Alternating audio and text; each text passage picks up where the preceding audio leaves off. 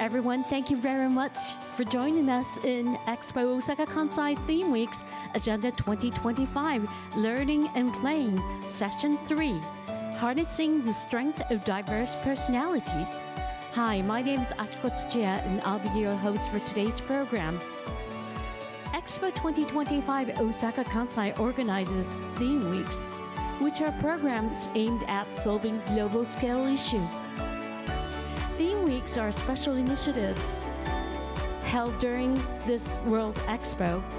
They take advantage of the unique setting where countries from around the world gather in one place for 6 months. During these weeks, experts from various fields, companies, government officials, and everyday citizens come together. They share knowledge, exchange experiences, and engage in dialogue. The goal is to find solutions to global scale issues, spark new ideas, or foster innovation. Together, we aim to create a future society for our lives. There are 8 global themes featured in the Theme Weeks, and the current week is to talk about learning and playing. Today's program is Agenda 2025 organized program, and the theme of the session is Harnessing the Strength of Diverse Personalities. And the main question will be, how will learning change in response to diversities, including different values, generations, races, genders, disabilities, and many more. This program is also in streaming at the Virtual Expo. So, without further ado, I'd like to invite the moderator and panelists of this session. Everyone, please come forward to the stage. それでは皆様どうぞ大きな拍手でお迎えください。本日のパネリスト、モデレーターの皆様です。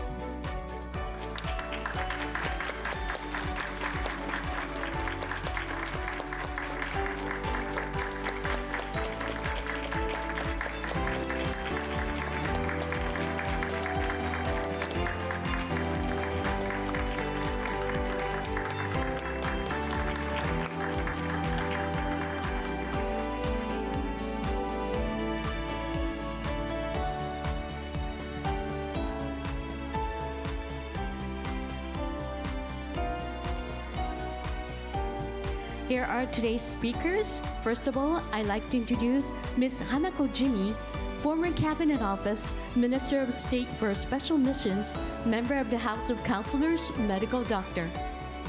どうぞよろしくお願いします。参議院議員のジミでございます。ありがとうございます。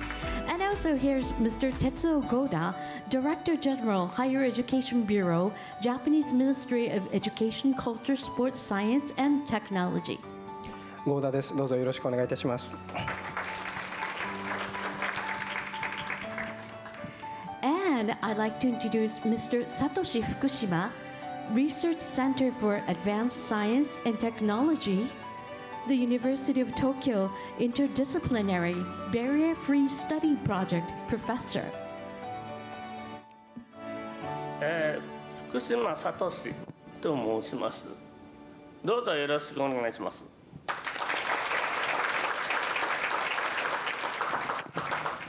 And as for today's moderator, here is Ms. Sachiko Nakajima, CEO of STEAM Incorporated, and also thematic project producer of Expo 2025. どうぞよろしくお願いいたします。Thank you. We are pleased to welcome you all here. Now, I would like to ask Ms. Nakajima, today's moderator, to lead this session. はい、ありがとうございます。本日このお忙しい暑い中、皆様お集まりいただきましてありがとうございます。本日このセッションの中で2つ対話を行っていきます。で、1つ目は日本語で、2つ目は英語で行います。で、この Harnessing the Strengths of Diverse Personalities というテーマの下で、この遊び、学びの中でこれからの未来どうやって一人一人のなんか個性がね生かされて、特性が生かされて、今弱いと言われているところも生かされるような、社会とか教育を作っていくことができるかということをお話ししていきたいと思いますけれども、本当に素晴らしい登壇者とともにお話しできることをとても楽しみに思っております。冒頭少しまず私の方からですね、ちょっと全体的なお話をさせていただき、そして倉木館のお話もさせていただきながら、皆様にお渡ししていきたいと思います。ではですね、ちょっと私のところ映せますかね。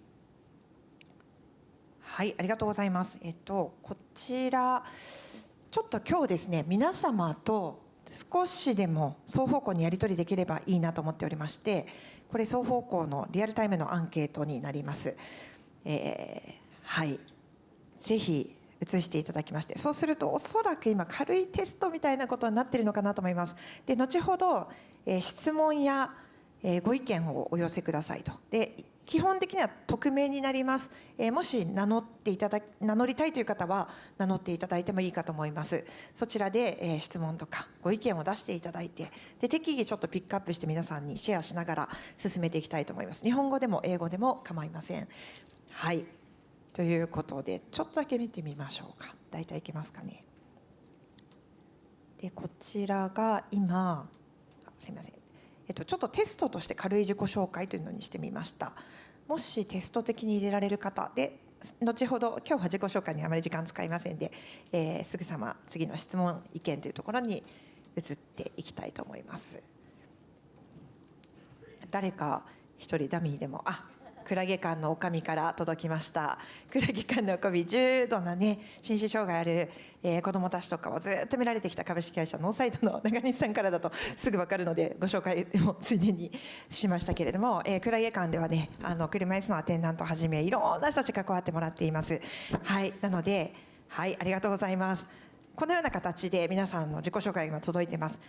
はい、もう少しだけ、自己紹介のスライドにしてますが、途中からこちら切り替えますと質問とかご意見をお寄せいただけるようになります。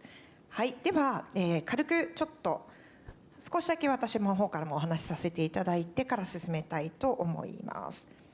はい、で改めましてテーマ事業「命を高める」命の遊び場クラゲ館というシグネチャーイベントシグネチャーパビリオンのプロデューサーをしております中島幸子と申します。2020年からずっとこの万博に関わってきました。で、並行して音楽、そして数学、STEAM 教育、STEAM という言葉まだまだ日本では聞き慣れないかもしれませんが、海外だとよくかなり知られている言葉だと思います。サイエンス、テクノロジー、エンジニアリング、マスマリクス、科学技術、エンジニアリング、工学、ものづくりに数学の STEM 教育というのが有名なんですけれども、ここにアートあるいはアーツを入れて、何でしょう、リベラルアーツとかも含んだ形で STEAM 教育となっております。でも私自身音楽、数学とやっていることもあって、いろんな点をつなぎながら、それはこういう学問とか芸術とかだけじゃなくていろんな世界をつないでいくということをやっています。ちなみにクラゲ館は、最近絵本と本も出しております。旅路もぜひ見ていただければと思います。で、あとその STEM とジェンダーの関係ですね。今日はそんなにジェンダーの話は出ないかもしれませんが、やっぱりその多様なというところで、特に例えば数学とかものづくりの分野、女性も少ないということでそういう活動もしています。で、ちょっと英語になってますけれども、創造性の民主化と作る喜びを全ての人にということで、みんなが持っている創造性を開くような社会文化を作っていこうということで、いろんな活動をしてまいりました。はい、We are all creative とWe are all minorities、弱さの価値、今まではどうしてもマジョリティが大事というか、多数決でねやっぱり決めてくるっていうのが、一つの民主主義でもあったわけですけれども、でも実はマイノリティの価値というか、多様な人存在があるからこそ社会をその多様な状態に合わせて作っていくことができるはずの時代に入っていると思ってまして、つまり弱さが価値になると。で、最終的には実は全員マイノリティだよねと。マイノリティというと自分は違うなって思う方もいらっしゃるかもしれないんですが、実は全員違うので、全員マイノリティでその凸凹をうまく生かしていけるような社会にしようということで、未来を作るのは私たち一人一人です。ちょっとスライドも多いのでパッといきますけれども、でその中でちょっと一つだけ問題提起をさせていただきますと、これ、2022年に国連から、日本は勧告を受けています。でちょっとその分離教育が過ぎるのではないかと、そうですね、その今特別支援学校とか、いろんな形でこう分けることでいいこともたくさんあるんですけれども、その結果としてなかなか出会いが少なくなっているというか、そう例えばね見えない方とか、そうですね、なんか聞こえない方にしても出会いが少ない。そうでいろんな国のグローバル化も進んできてるけど、でもまだまだ日本語もやっぱり多い中で、なんかこういろんな立場の人たちがこうごちゃ混ぜになるような場も作っていくことは重要だろうと思われます。でそういう勧告があるという中で本日のセッションを迎えています。で残りほんの少しクラゲ館の説明もさせてください。改めて皆様ご存知だと思いますけれども、万博のテーマ「命輝く未来社会のデザイン」と。多様な命が輝く未来社会って何だろうって、そのデザインにまで取り組んでみようというのが今回です。で160ほどの国が集まりまして、国際組織もですね。でそしてその先ほどのテーマのもと、民の博だと私はいつも申し上げてますけれども、これを決めていくのはもちろん政治も大事だし、例えば大企業も大事だし、アーティストとかも大事かもしれないけど、何でしょうね、いろんな立場の人たちがみんなで関わり合うことで初めて見えてくる何かっていうのがあるはずで、全てなんかそういう意味で民の博というふうに申し上げています。で8人テーマ事業プロデューサーがいまして、そのうちの1人で命を高める、もともと教育、遊び、学び、そして芸術、スポーツというところを担当してまして、真ん中の方に命パークというところに面してこう8館が立ち並んでいる形なんですけども、命を高める命の遊び場クラゲ館、ちょっと音も出さずに見せていただきますけれども、ここも見ていただくと分かるように、例えば車椅子のアテンダントの方とか、そうですね、実はね冒頭の写真にもあったんですけども、重度な障害を持っていて、があってですね、なかなか自分では動けないけど誰かと一緒なら動けるというような人たちがいっぱいクラゲ館には実は来てくれて、参加するだけじゃなくて何かおもてなしというかボランティアで活動してくれたりしてます。で中にはこれは例えば年齢の問題でも、その若い子どもたちが、小学生とか大阪府の高校生とかも、いろんなワークショップをやってくれたりもしています。この真ん中に想像の木があったり、もっと残り駆け足でいきます。タイルももういろんな学校や病院で入院中の子どもたちも一緒になって作ってくれたりで、触るとなんかプネプネするなとか、いろんな音がするなとか、何かかざすと何かなるな、テクノロジーも使うんですけど、みんなが遊び合うことで作っていく。ゴミとか武器とかも実は素材となったようなアートもあったりします。でこれはガーナのスラムに行って作ったものですね。はいとかですね。でさらに数学と生物学とかが絡むものがあったりとか、祭りがあったりとか、最後はみんなで歩いて踊るとか、それからいろんなかき混ぜる役割っていうことで、マドラーと呼ばれる人たちがとみんなで、私自身もマドラーです。社会をかき混ぜながらやってきました。これが先ほどの写真ですね。でさらに先ほども言いましたこのワークショップで大阪府の高校生たちが自分の好きをベースにワークショップやってくれていたり、日本中世界中の先生をつないでいたり、いろんなイベントも行っています。で国際交流とかもしておりまして、もうざーっといろんなところとの国際交流を今現状やっております。はい、でそうですね、そういう中でイベントも盛りだくさんなんですけども、今日の配信イベント、このテーマウィークイベントも本当に楽しみにしておりました。ということでここから皆さんと共にですね、はい、このコーアライブ、一緒に生きていくということ、その価値というものをお話ししていきたいと思いまして、我ながら本当に素敵なメンバーをお呼びさせていただいたなと思っております。はい、では順々にまず自己紹介がてらですね、今回のテーマについてお話をいただいて、その後パネルディスカッションというかをしていきたいと思います。ではまず、はい、もう昨年より大変お世話になっております、もう地味花子さんなんですけれども、私はもう花子さんとお話しさせていただいたし、はい、もう今日もお忙しい中駆けつけていただきまして本当にありがとうございます。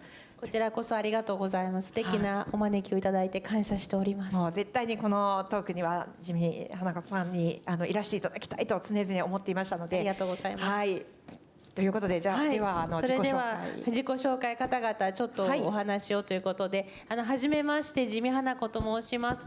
私はもともと小児科の病棟で働く勤務医として9年前までおりましたけど、9年前に国会、日本でいう第一ですね、国会に送ってもらった参議院議員であります。でご縁あってですね、本当にいろんなご縁があって、与党の中でたった一人の小児科の国会議員なので、子ども真ん中社会を本当の意味で構築したいと思いまして、日本では子ども家庭庁という新しい役所ができたんですけども、2年前にできました。その役所を作らせて国会議員として作らせていただいて、そして去年の10月1日まで万博も担当する内閣府の特命担当大臣を拝命しておりましたので、まさに万博が一番辛い準備の大変な時の担当大臣だったんですけど、シグネチャーパビリオンの皆さん、特に中島さんはじめとしたもの素晴らしいパワフルな人たちとお目にかかれて、で万博は絶対成功すると。で160の国と地域が集まって、今まさに分断の世界とも言える中で、統合に向かっての我々の経験を共有する素晴らしい場になるので、絶対成功するという強い信念があって、準備に関わらせていただきました。本当にありがとうございました。これが自己紹介のスライドであります。ちなみにコロナが来た時はダイヤモンド・プリンセス号という船に3週間船内で活動しておりまして、その時から外国の方ともね一緒にお仕事もちろんしたんですが、ただ不安ということがあると子供を産まなくなるよねっていうのがあったんで、少子化日本をもっと進むなっていうのもあって、子ども家庭庁を作りたいなと思ったっていうのもあります。でこれは満を持して今年の4月の13日でありますけれども、これ歴代の担当大臣の先生方と一緒に開幕式に臨んだ時でありまして、この日にねクラゲ館にお邪魔して、私も一緒に太鼓と一緒に踊りました。すっごい楽しかったです。でまた小児科医の私が万博担当大臣になったということなので、難病の子どもたちにも楽しんでもらおうということで、実はチャリティーで難病の家族をご招待するものを万博お出かけプロジェクトっていうのをやっております。で協賛いただいて、でこれ実は第1号目がこの間来てくれたんですけれども、SMA という筋肉と神経の難病のご家族がですね、実は万博に来てくれまして、8つあるそれぞれの診療所に少しずつステイしながらですね、安心して万博を、熱中症にもならずに楽しんでいただいたというところであります。でさてこれは私の問題意識でして、これ日本の数字です。で左上に書いてあるのは児童虐待で死亡した児童ですね。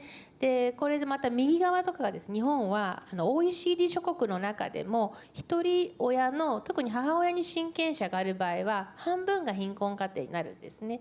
また妊産婦の死亡の原因の1位が自殺でありまして、子どもと女性が本当に幸せな国なのかっていうと課題が多いよねっていうところからですね、ちょうどコロナの明ける前からですね、子ども家庭庁というものを作らせていただいたということです。で日本には文部科学省があるわけでありますけれども、やはり子どもの学びどちらかというと中心だったんですが、やっぱ全部ひっくるめて子どもとして見ていくということが大事じゃないかということで、専任の担当大臣と強い権限と予算倍増ということで、この子ども家庭庁の設置法案と、それから魂であります子ども基本法というものを議員立法として超党派で全会一致でこれは成立をしております。でポイントはですねいくつもあるんですが、そのうちの右側に勾玉と3つのボールがあります。でこのボールはバイオ、サイコ、ソーシャル、ウェルビーイングというものを示しています。すなわち中島さんがまさにクラゲ館で踊ったりしている、人と触れ合うっていうこの五感、耳で聞く、目で見る、しゃべる、体で何かを表現するっていうこの体がですね非常に重要なんですね。それと同時にここで愛着形成っていうね、幼児期の子どもたちがいろんなところで遊んだりしながら、ママかまってとかですね、保育士さんの先生かまってとか言いながら、あとこんなどんぐり拾ったよとか言って、よくできたねって言って、だけど時にはこけてみるんだけど、またすごくそこでギュッと抱きしめられたりっていう、この愛着形成期というものを国の中の閣議決定された文書の中に初めて書くことができたのも子ども家庭庁ができたからなんですね。そして左側ですが、安心の心のプラットフォームを作ってチャレンジするということ、これをやる。そしてまた右側のこれユニセフの実は玉ねぎ型の図をひっくり返したんですけども、でユニセフの人からすごい喜ばれたんですけれども、子どもとその世界、子どもの直接の家族ももちろんあるんだけど、子どもと直接接する人以外の、例えば過ごす空間、地域の公園とか、あるいは政策を作る人とかメディアとか、何らかの形でみんなが子どもと関わってますよっていうことを示しているチャートになります。でやっぱ大事なのはバイオサイコソーシャルウェルビーイングだということになってまして、でこれを生まれてから100ヶ月までの育ちのビジョンとして子ども家庭庁でも皆様に説明をして、今共通認識として今持ってもらっています。そしてこれは文部科学省、今日合田さんおられますけれども、文部科学省はどちらかというと小学校に入ってから義務教育年限と高等教育ということでありますけれど、今回は私どもは0歳から6歳ということではなくて、0歳から子ども家庭庁30歳ぐらいが射程ですので、その中の特に文科省の教育の方の振興計画っていう大事な、憲法みたいな大事なものがあるんですが、その中にもバイオサイコソーシャルウェルビーイングということを書いていただいて、でそして我が国においてはこのブーカといいますけれども、大変不確実性が多い時代において子どもたちが自己肯定感を持ってチャレンジするということで、自己肯定感を持ってチャレンジする中で相手との違いを理解しながら、思いやりを持った子どもたち、そして社会を切り開いていく子どもたちになっていただきたいなということで、実はこれの子ども家庭庁は万博大臣になる前だったんですけど、その中で中島さんとかと会って、本当に素晴らしい取り組みしているので、応援したいなと思いました。ぜひ学びとそれから遊びっていうのは私の中でやはり一体的なものでして、それ自体が人生を大変豊かにしますし、価値のあるものだというふうに思います。ぜひコアライブという中でこれからのパネルディスカッション、私も楽しみにしております。よろしくお願いいたします。ジミさん、ありがとうございます。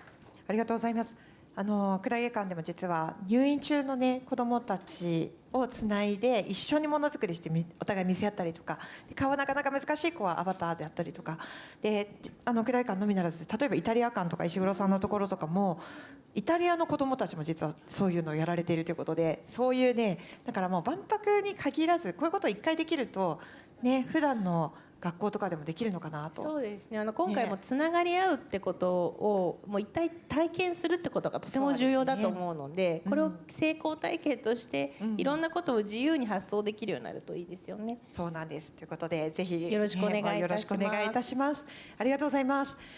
ではその前にですね、一度私のところに出してもらっていいでしょうか。先ほど皆さん自己紹介もいただきましてありがとうございました。ちょっとだけせっかくなので見てみたいと思います。先ほどのところで言うとこんな形で皆さん出してくれました。オンラインからの方とか日本型の STEAM のこととか、ちょっと今日は短めにいきます。で、そちらから切り替えまして、先ほどのページまだ持っていらっしゃる方、持っていない方、メンチ .com にアクセスいただいて58951772を入れていただきますと同じページに行くと思います。menti.com58951772で、ページを常に開けといていただいて何回も投稿できるはずです。ぜひジミ先生といつもお呼びしていますが、ジミさん、花子さんのお話聞かれた感想とかご意見とか、ぜひお寄せいただければと思います。今試験送信というのが来ましたね。はい、ということで、では続きまして、ちょっと福島先生にお願い。福島先生のことをいつも福島先生とお呼びしてますが、今日福島さんとお呼びさせていただきます。先ほど実はクラゲ館もいらしていただきまして、最後はちょっと一緒に踊りながら私もピアノを後ろの背中でやらせていただいて、本当になんか楽しい時間を過ごさせていただきました。昨年私は初めてお会いさせていただいたんですが、非常に面白い示唆に富む話が多く、見えず聞こえずという中で今日は指展示で、お話を聞かれていますけれども、これをね作り出した時のお話も先ほど面白かったんですが、お母様が発明されたということで、はい、で本日も福島先生ももうぜひと思ってまして、今日お話聞くのを楽しみにしておりました。事前のこういうね多様なみんなにとっての学びっていうことも話しながらだったので、今日はいろいろな福島さんのご見解伺えるのかなと思っております。では自己紹介を含めてよろしくお願いいたします。はい。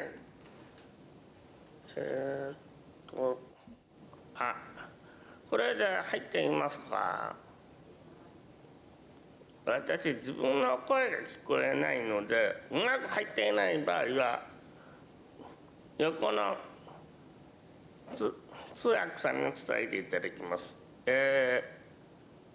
スライドのページ、1ページ、まず1ページ。これはまあ英語で書いていますけれども、私のプレゼンテーションのタイトルはですね、インクルーシブな学びと遊びを実現するための中心軸とは、豊かな体験に裏打ちされたコミュニケーションだと思いますということを書いてます。ページの 2ページで、これは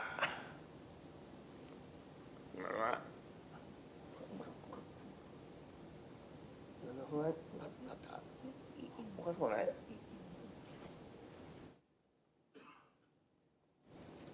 私の所属ですね、これは。長田らしいですけれども、まあいろんなことをやってる人たちが集まっているところです。3ページは私のバックグラウンドなんですが、1962年にクリスマスに生まれまして、特に障害はありませんでした。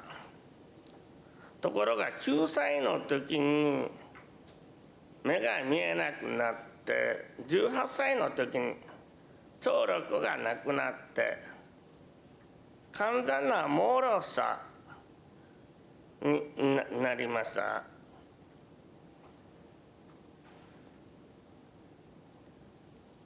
ページの4で盲ろさとしての生活というタイトルですけれども、9歳の時に失明したわけですが、全盲ろの生活とこの18歳で盲ろ者になった時の生活が全く異なっていました。5ページ次。全盲の生活には豊かな音があるわけですね。聞こえるから。でも盲ろの世界には何もありません。まるでこの世界から引き剥がされて、宇宙空間真っ暗で無音の宇宙空間に移動させられたような感じでした。6ページは盲ろ者になってなぜ私が衝撃を受けたのか、美しい風景が見えないとか、美しい音楽が聴けないことが原因なのか。7ページ、最もつらかったのは何か。それがですね、そうした風景とか音楽もちろん寂しいけれど、最もつらかったのは身近な他者とのコミュニケーションが消えていってしまったということ。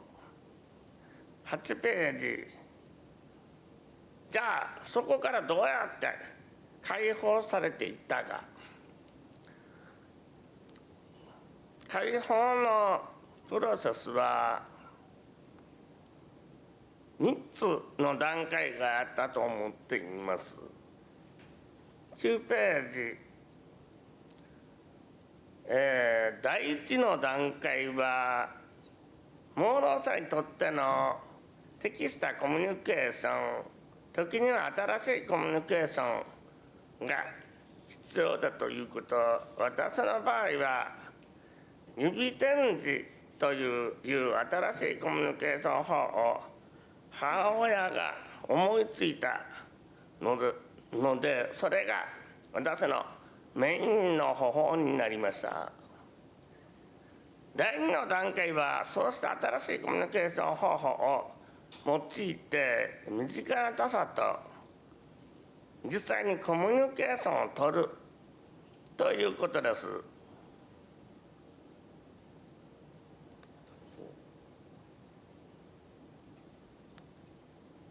第3の段階は他者の会話や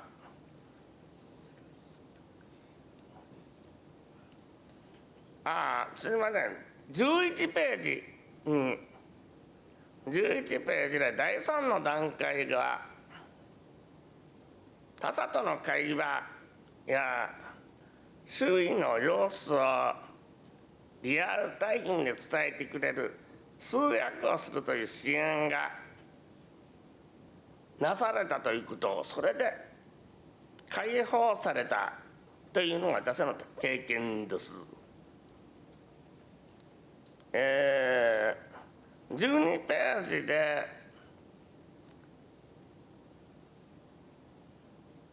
それから13ページにも行ってください。13ページ、遊びと学びをインクルーシブにしていく。何が重要かっていうと、多分学びと遊びっていう概念のペアがありますね。それ以外に個人とグループっていう側面もある。そしてダイバーシティとインクルージョン、多様性と包摂っていう側面もある。こうした3つのペアを14ページで3つのペアを考慮に入れて、この3つの要素を組み合わせるとゼロになったようですね。まあ少しだけ中島先生も少しオーバーなさってたようだから3分だけこの3つをね並べると組み合わせると8個あるんです。パターンが8個で、これ14ページでお願いしたいんですが、パターンが8個あって、ちょっと待ってくださいね。これ何ページかな。14ページだな。8つ全体についてはちょっとお話しする時間ないんですが、例で第1のパターンとしている学びで個人で多様性っていうのを考えたら、一人一人の人が自分と他者についての多様性を学ぶっていう方法はいろいろあると思います。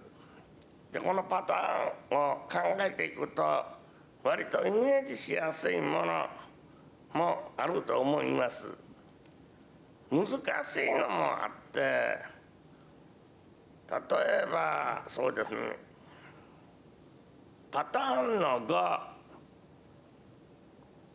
遊びと個人と多様性って考えたらどうなるか、私のイメージしたことですが、例えばある個人が自分が持っている多様性について自分でリストを作ってみる。人種とか民族とか言語とか肌の色とか髪の毛の色、ジェンダー、年齢、身長、いろいろな多様性があります。で、その上でそうしたこれらのリストの項目を別の項目の選択肢に変更してみたらどうなるかと想像してみる。これは遊びですよ。これはどういう本になるか、これ自分の変身を想像するゲームをすると、この新しい選択肢での自分がどんな本になるか、新しい多様性を持った人間になるだろうかと考えただけでも面白いし、もしかして AI を使ってそうした変身した自分のアバターを作って、そうして新しく変身した自分のアバターと対話してみたらすごく面白いだろうと思うし、そのことは遊びなんだけれど、一方で属性による差別が無意味だっていうことの学びにつながるかなと思います。はい、こうやっていろいろ具体的なやり方は工夫できるかなと思います。すみません、だいぶオーバーしてしまいました。一旦ここで終わりますね。ありがとうございました。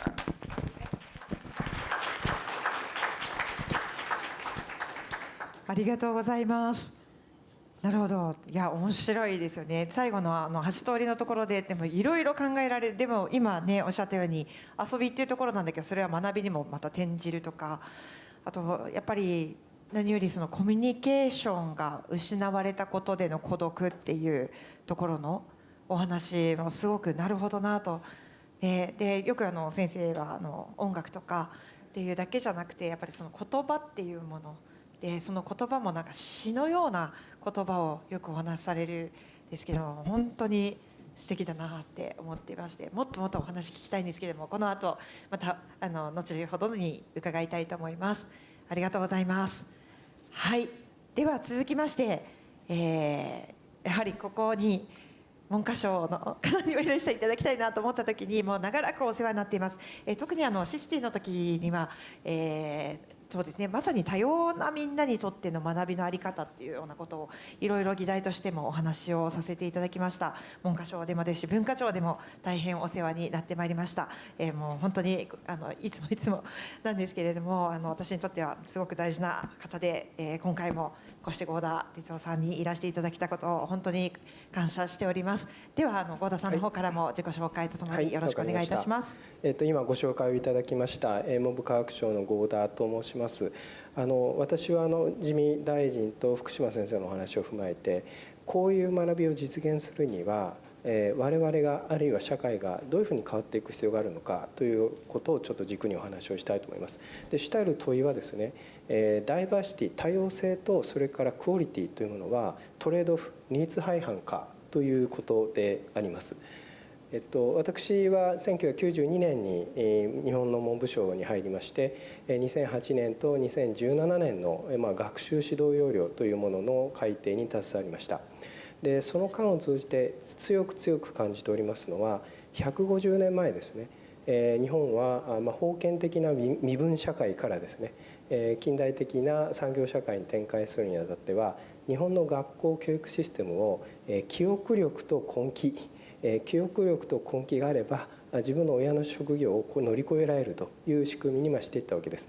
でその時生じたことというのは、書くことと読むことというのを著しく重視をする。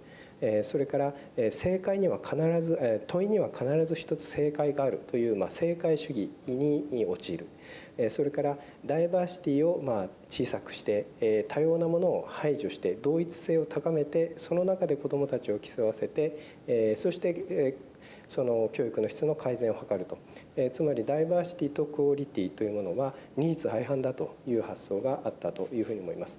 でしたがって学びというものは自分の好きを諦めさせて嫌いを強いて総得点を上げると、そういう修行だということがですね、この150年間当たり前のように我々受け入れてきたわけです。ただ先ほど自見大臣ともいろいろお話をさせていただきましたが、デジタル化というのはですね、あらゆる社会システムをサプライサイド、供給する側からですね、デマンドサイド、それを求める側に軸足を移すという変化が生じていると思います。でそうなるとですね、このデジタル化社会においては、個人が大きな社会、大きな組織に依存しなくても非常に良質な情報を集めて考えて何かを想像したり表現したりすることができるようになったと。だから年齢や経験にかかわらずですね、非常に革命的なイノベーションを起こすことができるようになったというふうに言えるわけでありますけれども、その時にイノベーションというとものすごく遠い世界のように聞こえますが、要するにひらめきやすい人で心理学的にひらめきやすい人というのは初めから偏見を持たない、それから自分の考え方を柔軟に変化させることができる、自分の過ちを適切にレビューする、評価し直すことができるという人だというふうに言われていて、これからの学校教育はこういう力をやっぱり重視していかなきゃいけないということになります。他方で世界中でですね、このデジタル化というものがやっぱりデモクラシー、特に立憲主義に基づいたデモクラシーを危機に直面させていっているのは事実であります。でそうなりますと、我々が持っている素朴概念ですとかバイアスというものをやはり相対化する力というものが必要になってきます。普通であること、ノーマルであることの捉え直しと言っていいと思います。で先ほどお話がありましたように、長島先生にも大変なご尽力をいただいて、やっと日本の中央教育審議会もですね、最近このダイバーシティとクオリティというのはトレードオフじゃないんだと。でそのダイバーシティを前提としたそのクオリティということを考えていく必要があると。でそのことが個人のウェルビーイングにとってもイノベーションにとってもデモクラシーにとっても大事だという議論がちょうど2年後、学習指導要領の大改定に向けて今ちょうど行われているところであります。でそのためにはですね、もちろん我々政策レベルで言えば学習指導要領をよりシンプルに構造化していくことですとか、あるいは学校や子どもたちにどんどん学びのですね、何て言うんでしょうか、決定権を持ってもらうことですとか、あるいは今まではもう本当にみんな同じの紙のペーパーテストが中心だったんですけれども、これをまさにクラーケガンでやってるような創造活動ですとか、あるいは演技でありますとか創作ですとか、そういったものをより重視していって、それに対するパフォーマンス評価に真正面から取り組むことということが大事になってまいりますし、それに伴って高校や大学の入試も改善していかなきゃいけない。もちろん学校の先生をはじめとした学校のリソースも増やしていかなきゃいけないということがあるんですけれども、これはまさに政治家でいらっしゃる自見大臣の前でこういうことを申し上げるのは誠に僭越なんですが、多分最後ですね、皆同じが良しとされる雰囲気が強い日本においてはですね、最後問題になるのはまさに我々市民のですねマインドセット、意識の問題だというふうに思っています。私はやっぱり大事だと思うのは、年齢とかあるいは立場にかかわらず異なる意見ですとか、自分が予期しなかった意見、アイディアというのを面白がるという感覚ではないかなというふうに思っております。私の年若のベンチャーを起こした友人がですね、老害というものは年齢とは関係ないと、学びを止めた人が決定権を持つようになったら老害が生じるんだというふうに言ってましたけれども、私は本当にその通りだというふうに思っております。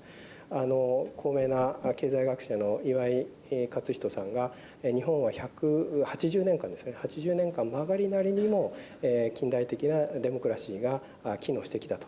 で自由がなければ考えることはできない。私のような人間でも自由があったからこそこうやって学ぶことができたんだというふうにおっしゃっておられます。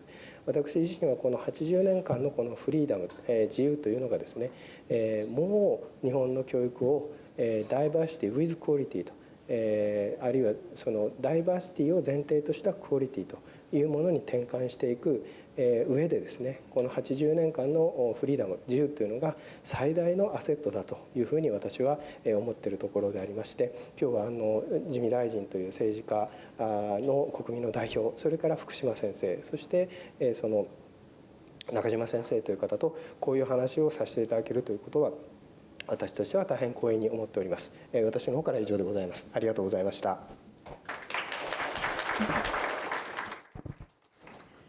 ありがとうございます。そうですね、やっぱり学びっていうのもこれからなんでしょう、教育現場だけじゃなくて例えば企業であるとか地域の方とかみんな巻き込んでいくものだとは思いつつも、やっぱりそれのガイドラインである例えば学習指導要領も今ちょうど改定の時期に来ていまして、ここがどういう方針を示していくかによって仕組みとか環境も変わってくるのかなと思いますので、今日このメンバーが揃ったことを非常に嬉しくちょっとエキサイティッドというか、しております。ではここからですね、皆さんと共にもうちょっといろんなお話を、できればカジュアルにしていきたいと思っています。今日はねテーマウィークの、ということでこれも後ほどに残っていくものですけれども、でもねだからこそこれだけ世界が集ったこの万博で、こうして話すことに意味があるかなというふうに思っております。ではジミさん、花子さん、はい。改めていろいろ聞きたいことはあるんですけども、やっぱりでも子ども家庭庁ができたことってすごく大きいなと思ってます。で先ほどちょっと質問でもちょっとあったんですけれども、私はちなみに子どもを0から120歳と定義してクラゲ館はやってるんですね。でも先ほどでも子ども家庭庁さんでは0歳から30歳というのがありました。で実際結構なんでしょう、やっぱり就学前って呼ばれるところと小学校中学校ってこう分断もいいことだけど、今割と連続的に考えることのすごく重要性とかも出てきてると思うんですけども、この辺りのお考えを伺いたいのと、あともう一個その病院にやっぱりいる子どもたちの教育っていうところ、ここもなかなか普段みんなこうなんだろう、友達がいないとなかなか想像力が及ばないところがあるのかな。私も今回初めていろいろ子どもたちと関わる中でなんかねすごく楽しい時間を過ごしているんですけれども、そこの可能性というかこうなっていくといいなみたいなところも含めて伺えると嬉しいです。はい、ありがとうございます。もう今日は海外からのお客様おられる中で、日本の行政の恥ずかしいところを私の立場からお話しするのもやや気が引けるんですけど、どこにでもどこの国でも悩みながらやってくるとは思うんですが、日本も役所には所管というものがあって、そこのセクショナリズム、そこの部分をまずやるということを、特に日本人の場合律儀にやる、そのために縦割りとかですね、横割りとかいろんな壁が生じているっていうところがそもそもの日本の社会の根っこにあると。でそれが日本の行政にもあったので、日本の中では妊娠期からの切れ目のない支援をしたいのに、長年にわたって生まれた子どもだけの支援をしていた昔でいうエンジェルプランとかいうのがあってですね、で今ようやく妊娠期からの切れ目のない支援になってこう一過性につながるようになったんですけど、やっぱり文科省との間でちょっとした壁があったりとかして、でも子どもも一人だし、そしてお父さんお母さん兄弟社会も別に分断されてるわけではないんだけども、さっきすごく合田さんがいいことをおっしゃったのは、サプライヤー目線の行政をしてきた。だから実は子ども家庭庁っていうのは子ども基本法が根っこにあるんですけども、これは完全に子どもからの権利の主体者として行政の在り方を組み立て直す作業なんですね。だから私は逆流現象と呼んでおりまして、でこれはですね、日本は主権者教育が非常に弱い国なので、多分海外から見ると私が今話していることすらですね、やや奇妙に聞こえるんだと思うんですよね。ですがこれはすごく実は民主主義という自由を守るためには非常に普遍的で大事なものだと私どもは信じていて、当事者真ん中ということが何より重要で、その当事者がどういうものであるかということは問うてはいけないんだと私は思って、当事者はもう当事者としてそこに存在することに意義があると。でそれでまたそれを組み立てるのは行政の役割だって、今まで日本がやってきたそれこそ80年とか百数十年という歴史の話をしましたが、今まさにリバーシブルというかですね、変えていく作業を今しています。で病院の中にいる子どもたちについては非常に重要ですね。でこれ学校の学びという教育ということも大事ですが、体験ということも非常に重要で、万博ではクラゲ館でもそうですけど、病棟にいてもいろいろ織姫ですよね、いろんな機械を使ってその場を一緒に体験するっていうことも非常に重要で、また長期の白血病なんかの子たちにはまた学校の勉強も非常に重要なので、そこも私の政治的なライフワークとしてもやっております。いやね、そうなんですよね。例えばなんだろうな、なかなか病気で病院じゃなくても家から出られない方とかね、で結構隠してたことが多いというような今クラゲ館の旅路の中でもいろんな人関わりやってるんですけど、あとやっぱりどうしてもプライバシーの問題もあるので顔が出しづらいけど本当はみんなつながりたい、喋りたい、ゆっくりかもしれないしね、疲れないようにしないといけないけどでも何かやりたいと、まさに多様な状態でもそれを知れば知るほどなんていうのかな、実はみんないろいろあるじゃないですか、ね、誰しもいろいろな体調の時とかいろいろあるので、なんかこう見えてくるものがあって、仲良くなればなるほど、だからそういうのをね、そうなんです。本当のインクルーシブってこれもおのずと思いやりが育つですよね。やっぱり他者とか違いに対する理解とか、あるいは利他的な行動ということも子どもの中にもともと備わっている利他的な行動も出てくるし、もちろん大人もそうですけども、子どもも人類として残虐な一面も当然持ってるんですね。ですけど利他的な行動っていうのも引き出すことも当然できるわけで、みんなで一緒に社会として考えるっていうことは非常に重要ですよね。そうですね。割と有名な概念というか、弱いロボットっていうねのが一時期出てきて、その弱いとみんなケアしてあげてるとちょっと乱暴だったなんかこう幼稚園の子とかがすごい優しくなったとか、なんかでもそうですね、弱さを開示し合うことでお互いになんかね優しくなれるとか、そういうこともあるんだろうなって思います。ですね。あとは例えば学校動物飼育なんていう分野があるんですけど、学校に例えばうさぎちゃんとかですね、動物がいると学校への愛着が増すんですね。そうすると学校でちょっと嫌なことがあってもそこに対するタラレンスが上がるっていう、論文もあるんですけど、ですからやっぱその場所にいる何かに愛着を持つとか非常に重要なんですよね。そのためには出会いを作る仕組みを作ったり事例を作ったりといろいろね、それが子ども家庭庁さんと共に考えられると。それが人によってはネット空間のこともあるんですけど、それはとても居場所っていうのはとても重要だと。それを0歳から30歳をスコープ。ですね、そうです。ただそこ入れたらともうどうぞ一応っていう感じにはなりますけど、一応スコープとしてはそんな感じです。なるべく連続的に見ていくということですよね。そうですそうです。はい、ありがとうございます。はい、そしてでも意外に時間が限られてるなってことに気づきながらなんですけれども、でもここはもうたくさん話したいことがあります。福島さん、先ほどその8通りの中でいろいろ示していただきました。で特にこれ事前にお話ししてた時にそのダイバーシティとインクルーシブっていうところも、ややもするとそのダイバーシティっていうところがこうおのおのバラバラになっていくようなところと、インクルーシブともにいるみたいなところの両方とも大事だよねみたいな話がある中で、そこにさらに学びと遊びとか個人とグループっていう観点を入れていただいたんですけれども、ここもう少しぜひ伺ってみたいと思います。はい、遊びと学びは割と分かりやすい。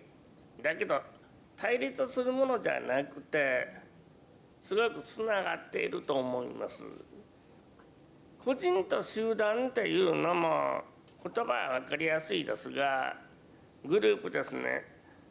例えば学ぶ場合でも1対1で学んで、人間にしてもコンピューターにしても1対1で学ぶと一番効率的かもしれないけれど、それだけじゃなくて集団での学習力、クラスのみんながいるから自分にも新しい発見があったとか気づきがあったとか、あの子はこんな質問にこういう答え方してるんだということを横で聞いていることの意味というのもあるので、個別と集団というのは両方大事なことだと思っています。そしてダイバーシティとインクルージョンっていうのが、これがもともと海外から来た概念で、多様性と包摂と日本語で言ってますが、特に包摂性とか包摂なんて普段使わない言葉ですよね。多様性もまだあまり座りが悪い。だけどいろんな人がいるよねっていうことはみんな経験してるし、そのこととだけどいろんな人がいるけれどもみんなで一つの社会を作ってます、作ろうとしていますっていうインクルードンの発想は日本語になくても持っている観念だと思います。気をつけたいのはダイバーシティっていうと個別性や多様性を重視することになって、じゃあそれだけでいいのっていうことになる。バラバラになりかねないインクルージョンがないダイバーシティになりかねない。一方でインクルージョンだけに注目すると、とにかくみんな一緒だったらいいんですよ、みんな同じ条件にすればいいんですよということになっちゃうと、平等とか公平っていうものが何なんですかってことになってくる。一人一人の異なる事情に配慮して社会システムを作っていったり、あるいは現場での柔らかな運用をしていったりっていうのがなかなか日本ではできない。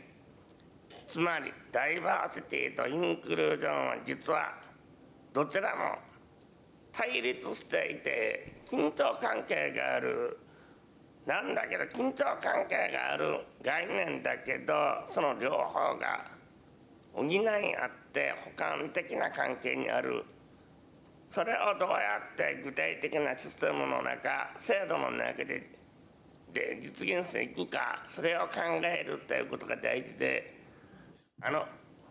お題目としてこの2つの用語を並べてるだけでおそらく意味がないんだろうなと思います。私たちはこれから個別具体的な問題、あるいは普遍的な問題を含めてダイバーシティってどうすることか、インクルージョンを考えるってどうすることかっていうことを両方視野に入れて考えて実践していく、こういうことが重要なんかなと思っています。以上です。ありがとうございます。いや、面白いです。なんかちょっと個人的にはなるんですけど、私例えばクライカーの旅路でいつも、見えない方とか一緒に喋ってると、もう本当に音がどこから聞こえるかとか、あと周りを触るようになるとか、あと聞こえない方と一緒にあれしてるとジェスチャーが大きくなるとか、すごくなんか表情が豊かになるとか。でそういう意味では私は福島先生とやっぱりお話ししてると、やっぱ言葉の力っていうか、なんか言葉ね、今もその座りが悪いとかっておっしゃいましたけど、確かになって言った多様性そうだったり包摂ってことはね、なんかちょっとなんかそういう言葉がまとう何かみたいなこと、あと先ほど私ちょっとピアノみたいにして福島先生と共に音楽やったんですけど、やっぱりでも音楽って本当は身体的なものなんですけど、結構耳で聞くことが多いわけですよ。でもああやってこう例えば触れるというか、この振動とか触れ合うことによって感じられる音楽っていうのがあるなってすごく思いながら、なんかこうやってお互いに感覚が開いていくというか、今もともと知ってるはずなのに忘れちゃってたものとか、なんかそういうものが開いていく。だからやっぱり多様性というか、多様な人たちってこう出会うって、私はやっぱり面白いことだなってすごく思っていて、なんかそのあたりもちょっと聞きたいなと伺いたいなと思いました。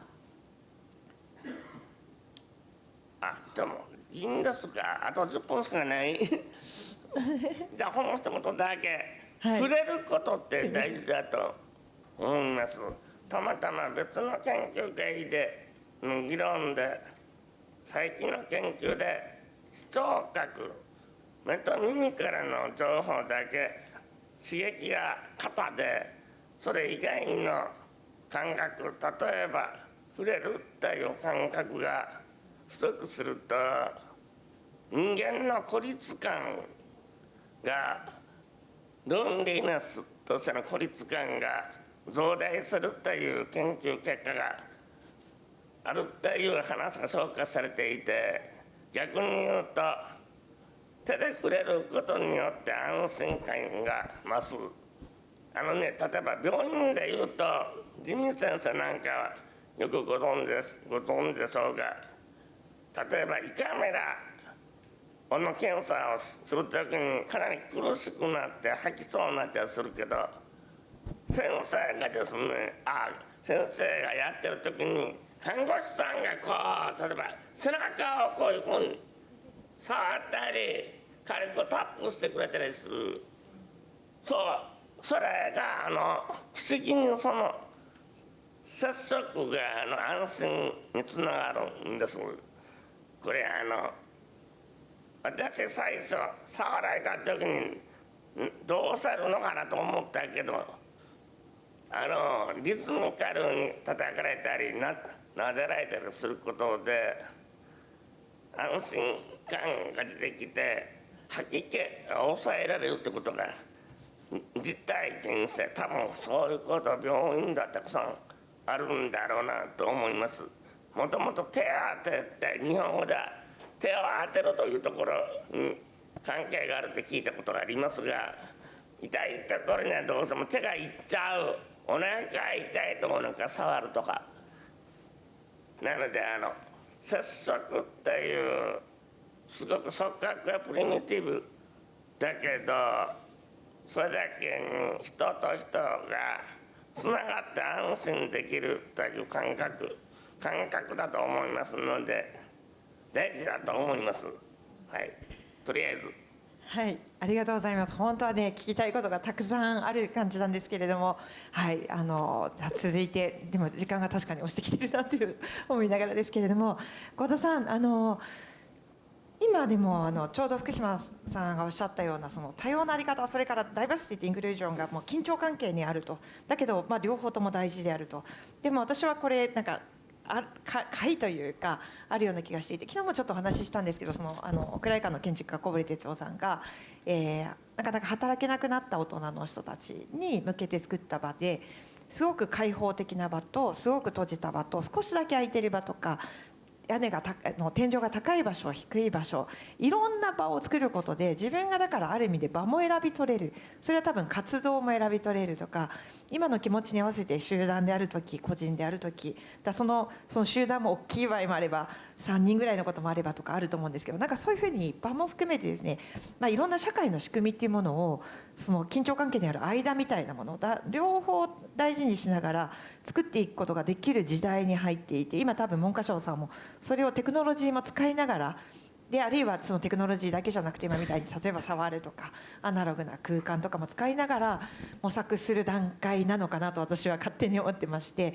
そのあたりについてもちょっと合田さんご自身のお考えでもなんですけども伺いたいなと思っております。はい、ものすごく大事な点だと思います。日本の社会も日本の学校教育も、白か黒かという二項対立的な議論が分かりやすいので、よくそういう議論に陥りがちなんですけれども、おそらく世の中の全てのことはこの2つの軸の中でその都度その都度状況に合わせてどのあたりに納得感を形成していくのか。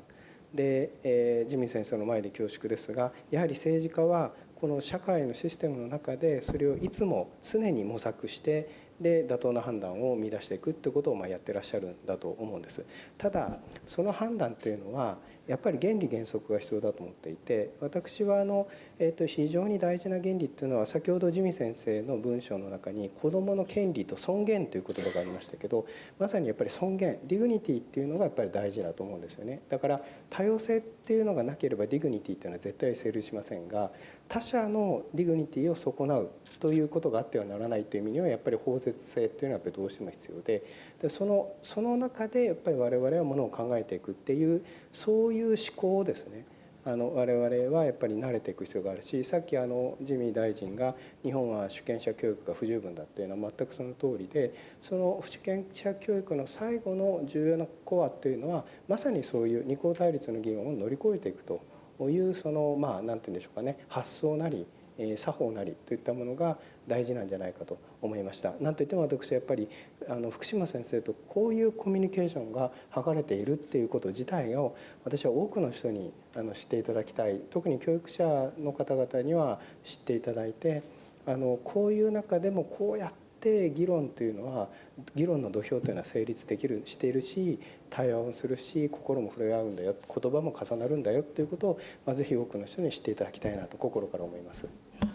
そうなんですよね。今はそれこそオンラインとかもありますし、なんかいろんな人たちが出会える時代になっている中で、どうしても SDGs だとかって学校でやるときにこれ後半でもちょっと出てくると思います。例えば難民であるとか、あるいは例えばそれこそ見えない友達いますかっていうと多くの大学生はいないって答えるんですけど、友達がいれば多分もっと想像力机上で考えるんじゃなくて、やっぱり本当に自分事として考えられると思うんですよ。でなのでこういうね出会いを生み出す仕組みとか、あとその学びの中にやっぱり遊び的な余白的なものを入れていく仕組みとか、あとこの答えが一つだった時代からその間を取るっていうことでその議論をするみたいなこと、今探究で、みんな答えのないものに向かうようにはなってるんですけど、何でしょう、答えが一つではない、例えば差別とかそういうものは良くないって言うかもしれないけど、多分知ってるつもりがなくてしてしまうことっていっぱいあると思うんですよね。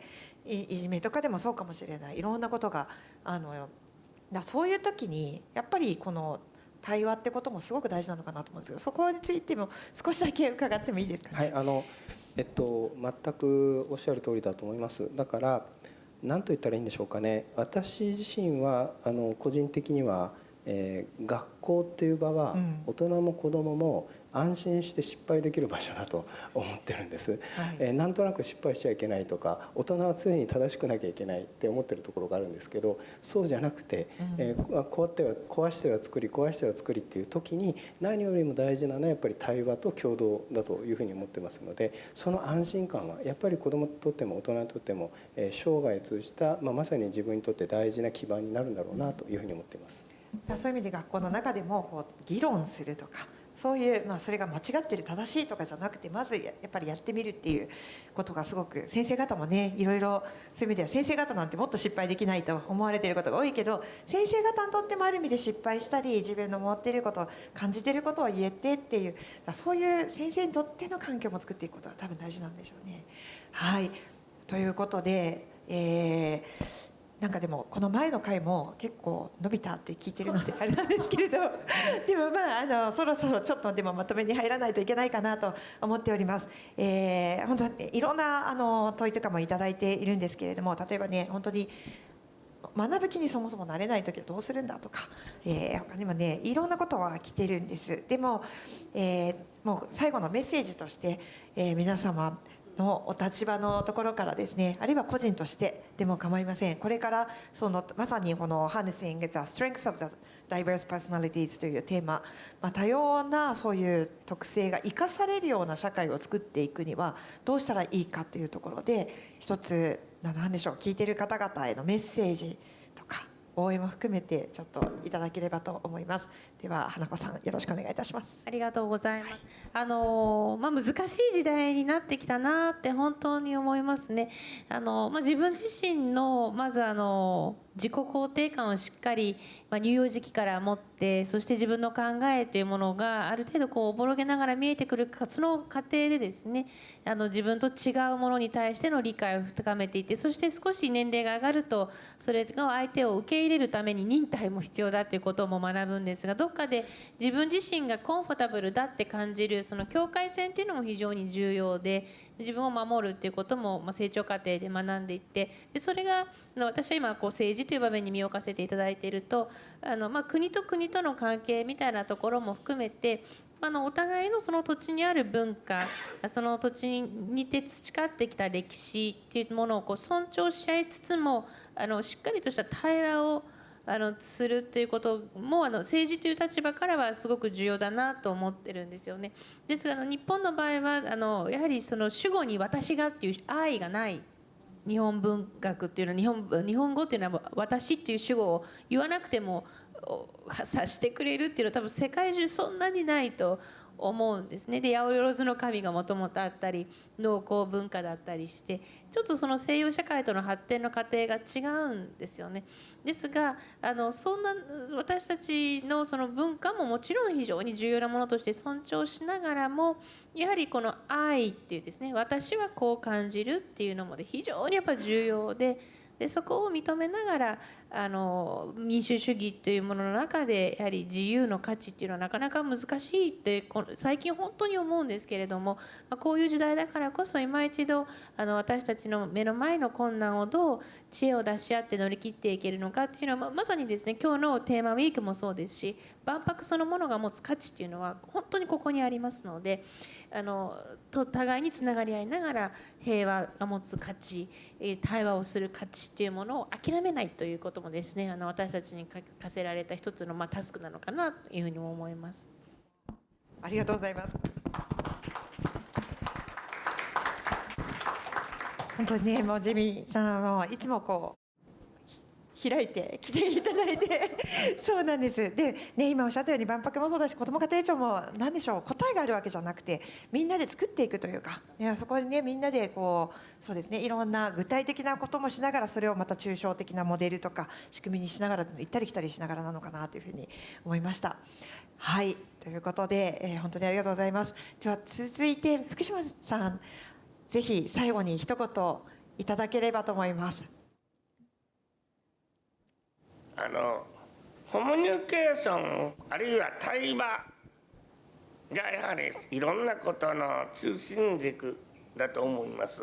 で、どういうふうにするのか、今不足しているのは何かというと2つあると思っていて、1つはまさに具体的に人と出会って対話するということ、もちろんネット上のコミュニケーションも大事だし、そうしたバーチャル空間でのコミュニケーションも大切なんですが、そうしたことだけじゃなくて、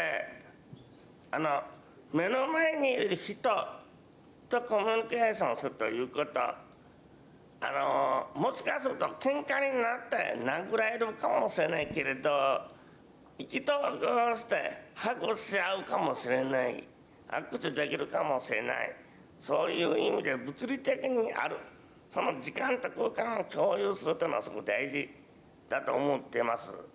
もう一つは時間と空間を共有しない対話が大事。これは何かというと本です。読書です。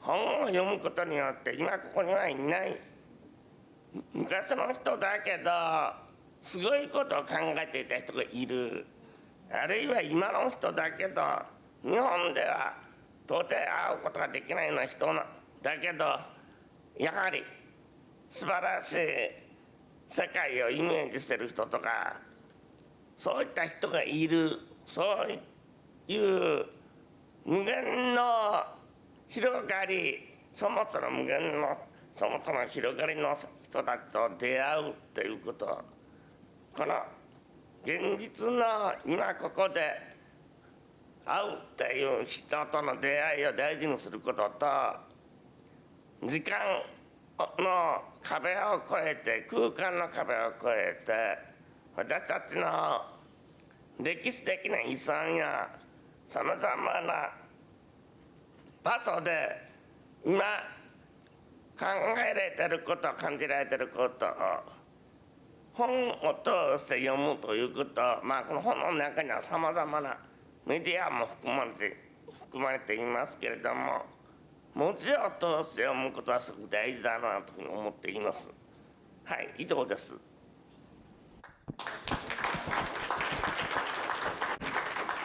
ありがとうございます。面白いですね。やっぱり時間空間を共にするっていうここは大事っていうことと、共に時間空間をあえて共にしない、もうかつての過去の人、あるいは自分がね未来に発せられるメッセージとかもあるのかなと思いますけれども、そこのお話で面白いなと思いました。ぜひ皆さん本当にね、これから福島先生やっぱり今日もはるばるいらしていただいて、この間でもイタリア館でもお話しされてましたけれども、今日クラゲ館もいらしていただきまして、今日本当にいらしていただきありがとうございます。そしてでは最後に合田さん、はい、ぜひ一言よろしくお願いいたします。手短に一言、今日議論があったように、これから子どもたちの学びとか遊びについては多様な個性を生かす方向に行くと思います。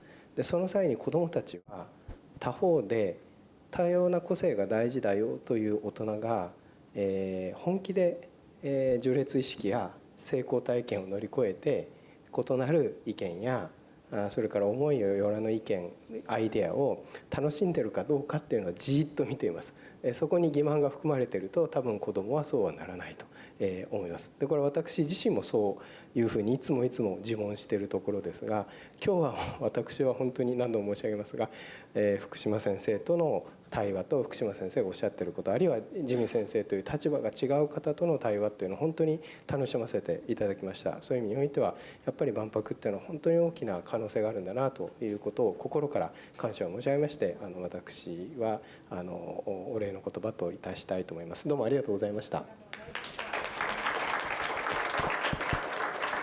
10年に一度変わる学習指導要領も今ちょうど議論が進んでおります。でさらに高等教育にこれから後藤さん携われるということで、小中高そしてその前そしてその後全部が連続していくということが大事かなと思います。最後に一言だけ、やはりねそうは言ってもなかなかその特別支援学校なかなか大変だよ、現場で人が足りないよとか、あと評価をどうしようとか結構現実的な質問もいろいろ寄せられています。で例えば昨日ちょうどインクレッシブジャム We are all minorities というところでここでもやらせていただいて同じようにお話をしてきたんですけれども、クライ館では本当にアテンダントといえば1日8時間5日間っていうのがもう絶対っていうところだったところをちょっと交渉させていただいて、安全面とかお金とかその中でやるっていうのでやらせていただいて、それには多くの方の尽力のもとですけど、でも結果的にどうなってるかというと、本当にクリメズの方ももうみんな当たり前みたいに一緒にいて、働き方がちょっと違うかもしれないけど実現できる方法があります。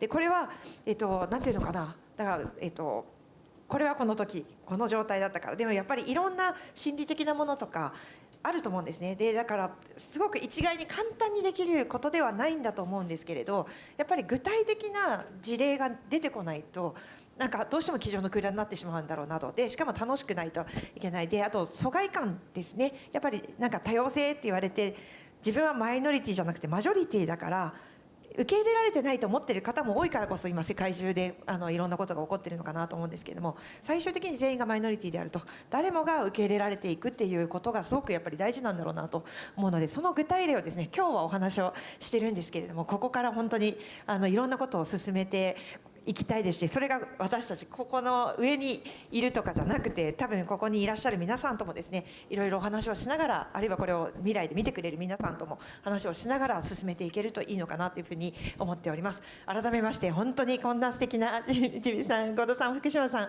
お迎えいたしまして、第一セッションをここで終わらせていただきますが、皆様改めて素敵な登壇者に盛大な拍手をお願いいたします。ありがとうございました。Thank you very much. Thank you, Mr. Nakajima. This concludes the first half of the session. Please exit the stage. Once again, 皆様今一度大きな拍手をお送りください to our speakers and moderator. Thank you very much. Everyone, thank you for your patience. Now we would like to begin the second part of this session. Here are speakers of this session. First of all, I'd like to introduce Mr. Maher Nasser, HG Commissioner General of the UN Pavilion. Would you like to say hello? Thank you. Next, here's Ms. Anuthra Sirisena, President, Tanam Innovation Center. Hello, nice to meet you. Thank you. Okay. Next, I'd like to introduce Mr. Zachary Lieberman, artist and professor, MIT Media Lab. Hi, happy to be here. Thank you for being here. Welcome to Osaka. And here is Ms. Soo-hyun Kim, Regional Director, UNESCO Regional Office in Bangkok. Good afternoon. Very nice to be joined by all of you here today. Thank you for being here with us. And finally, once again, we'd like to ask Ms. Nakajima to be the moderator.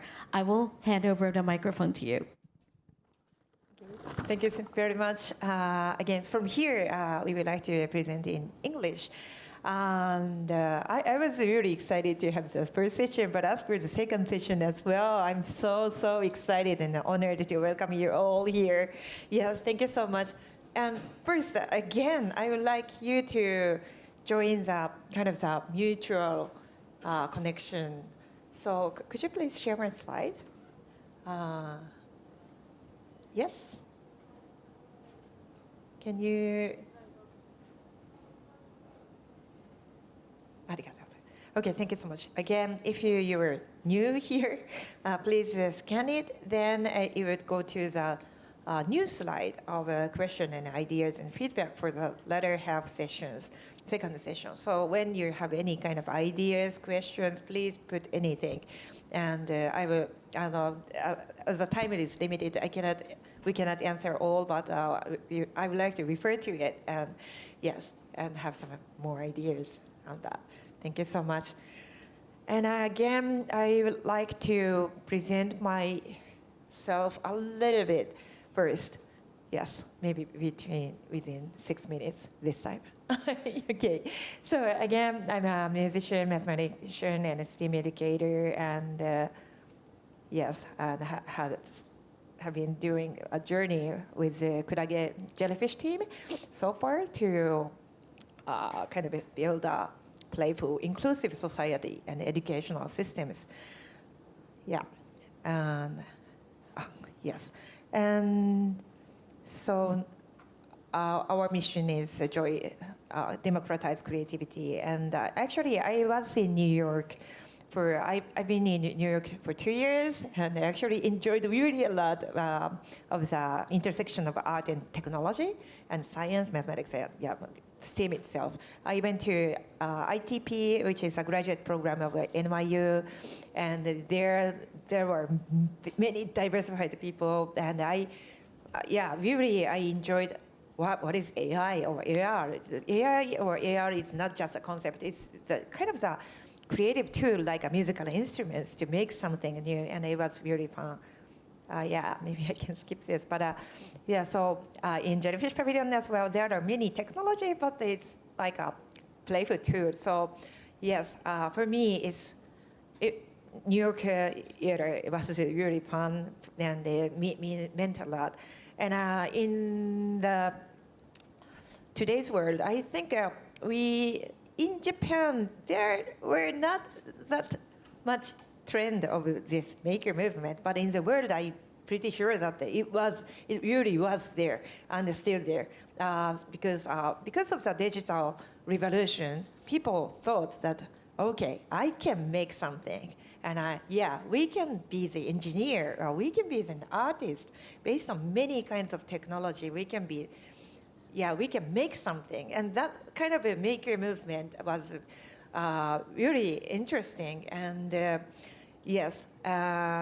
think it meant a lot behind the STEAM education. So in Japan, we have also the concept of STEAM education in Ministry of Education or Ministry of Economy or many area, and it says like a very interdisciplinary project-based education or circulation of knowing and creating something with a center of waku-waku. Waku-waku is like excitement. And it's more like it's not that learn science, mathematics, or it's more like learn like a scientist or like a mathematician or like an artist. So it's this kind of a way to see the learning as a very creative one is very important when we think about the diversified learning. Of course, we should know the inclusiveness or diversified existence all over the world. Yeah, in the first session, we talked a lot about children in the hospital or those Fukushima Sensei cannot see or hear, but still we can communicate and we can know more each other and we can inspire each other, and that's so beautiful. So those kind of ideas we like to talk more, but also with the technology we can have the kind of a very playful possibilities. As for this one, it's based on P5.js, which is an open sourceware where you can share the artworks very easily, like just sharing the URL. And the people who didn't know at all about coding can learn these kind of new tools of art very quickly. And also we can use microcontroller and sensors to make some prototype to solve some social issues, even their high school or junior high school or elementary school children, or even senior people, or so technology can sometimes augment our possibilities, and I think so. But also multi-sensory analog things are also very important, but we can just have the connection between analog and digital. Yes. And as for mathematics as well, it's not just a one-way correctness. It's more like a very creative, like a discover math or create something new with mathematics. So those kind of ideas are very important for mathematicians as well. And math times design or STEAM times sports, those kind of interdisciplinary ideas are so interesting when you like to create something new. Yes. And we are also having the STEAM Symphony contest where Anisha-san also, I think your students also joined. I would like you to join. Yes, yes. So here we have a kind of the matching system where many professionals can meet with the children. So children can actually choose, even if they are far away or they are in a hospital, they can choose some professionals based on their interests. And also, we did some workshop with Cambodian people, and they actually learned from scratch coding, how to code, and they made really inspiring cultural artworks altogether. And we sometimes connect nature with AI or music or Japanese culture, and also we are trying to make a more and more STEAM playground in the world, in Japan and in the world. So. We would like to kind of cross over and connect many points in the world so that we could have a more playful, creative, and inclusive society. And I think technology also means something. And also to encounter with people from all over the world who has different perspectives or different backgrounds or religions or cultures. I think that means really a lot. So during this expo, I think there should be really tremendous possibilities. So from now, I would like to welcome these distinguished guests and yes, panelists, and I would like to enjoy the conversations from now. So first, I would like you to introduce yourself and give us some messages or ideas about this kind of harnessing the strengths of diverse personalities. So first, Mahel Nasser-san, UN Pavilion and Jellyfish Pavilion are next to each other, and so I really respect you, and you're always giving us many strong comments and ideas, from the standpoint of UN, but also maybe from as for today, you can give us some more personal ideas as well, maybe about So I'm looking forward to hearing your presentations. Thank you. Is it working? Hello? Yes. Yeah. Watashi wa Maher desu. Thank you for having me. I think we are neighbors. Our pavilion is the United Nations Pavilion, which looks at a journey of 80 years. I mean, when you talk about diversity, the theme of this session, imagine there are 160 plus pavilions here. If they were all the same, would you want to visit all of them? I think the theme of the Grand Ring is unity in diversity. I think we have to start looking as individuals, but as a society, as governments, as authorities, as diversity, strength in diversity, beauty in diversity.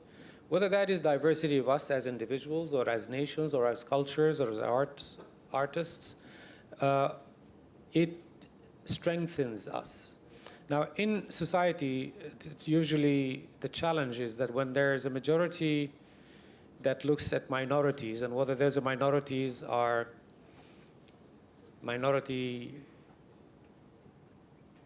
religious minority or sectoral, different political minority or whichever, I think that's the challenges that we come to that. And I think harnessing the strength of diverse personalities or diverse situations, and we really have to look at it also from the perspective of rights. The Universal Declaration of Human Rights, which is a document adopted at the United Nations in 1948. It is very short. It has 30 articles. And it starts with the premise that we are all equal in rights. And those rights include the right to free association, to free opinion, but also to education in different ways, in different situations. The right to play, the right to association, freedom of expression. So when you talk about these rights, this is one of our founding documents. When we talk about the United Nations, we talk about the Charter of the United Nations, which is now 80 years old. It was signed in San Francisco on 26th of June, 1945. This was endorsed in 1948, in December 10th, which is why it's Human Rights Day. When we look at it, anything in the prism of rights, you mentioned and you spoke about AI and the upcoming age of digital. Machines and computers do not have empathy. They can do many things better and faster and much more complicated than humans. But a machine does not empathize. And I think this is where, and sometimes when we look at today's focus on AI revolution and the things that we can do with AI, there are amazing opportunities and many problems that we can overcome in the world today with using AI and AI applications. But there are also dangers and challenges that unless we create a system of governance that ensures that our rights as humans are not subject to the whim of an AI or an algorithm that really can reinforce mis and disinformation across society, that usually endangers those who are least protected, the minorities, the children, the women in many societies, refugees. I was born to a family of refugees. My parents were refugees from Palestine, and I grew up as a refugee. I went to school run by the United Nations for refugees, and I have come through the UN system to become an Assistant Secretary General and responsible here. So what got me here? Access and education. Refugees, and there are 123 million displaced, forcibly displaced people on the planet today. That's equal to the population of Japan. Japan in 2023 has a population of 123 million people. There are 123 million forcibly displaced people around the planet today. 37 million of those are refugees outside of their country, and 76 million are internally displaced. And when people think of refugees, usually people think of refugees coming to my country, to the rich country. 73% of refugees actually live in low to middle income countries. They are countries where they're neighboring to where the conflict is or where the natural disaster is. And the largest refugee population in an OECD country is in Germany, which hosts about 2.8, but from Ukraine, but also from Syria. So a refugee, I think, needs to also be looked at. Sometimes many refugees and migrants become the biggest contributors to the societies that actually embrace them. There are many, many of the world's most famous scientists, artists, politicians were refugees. Albert Einstein was a refugee. And you can take out more and more of that. So diversity, whether it is in the state, in the status of where you are or where you come from or political, it's a strength. I think societies become stronger by embracing those who are different, but as long as we also do it on the principles that are enshrined in this document.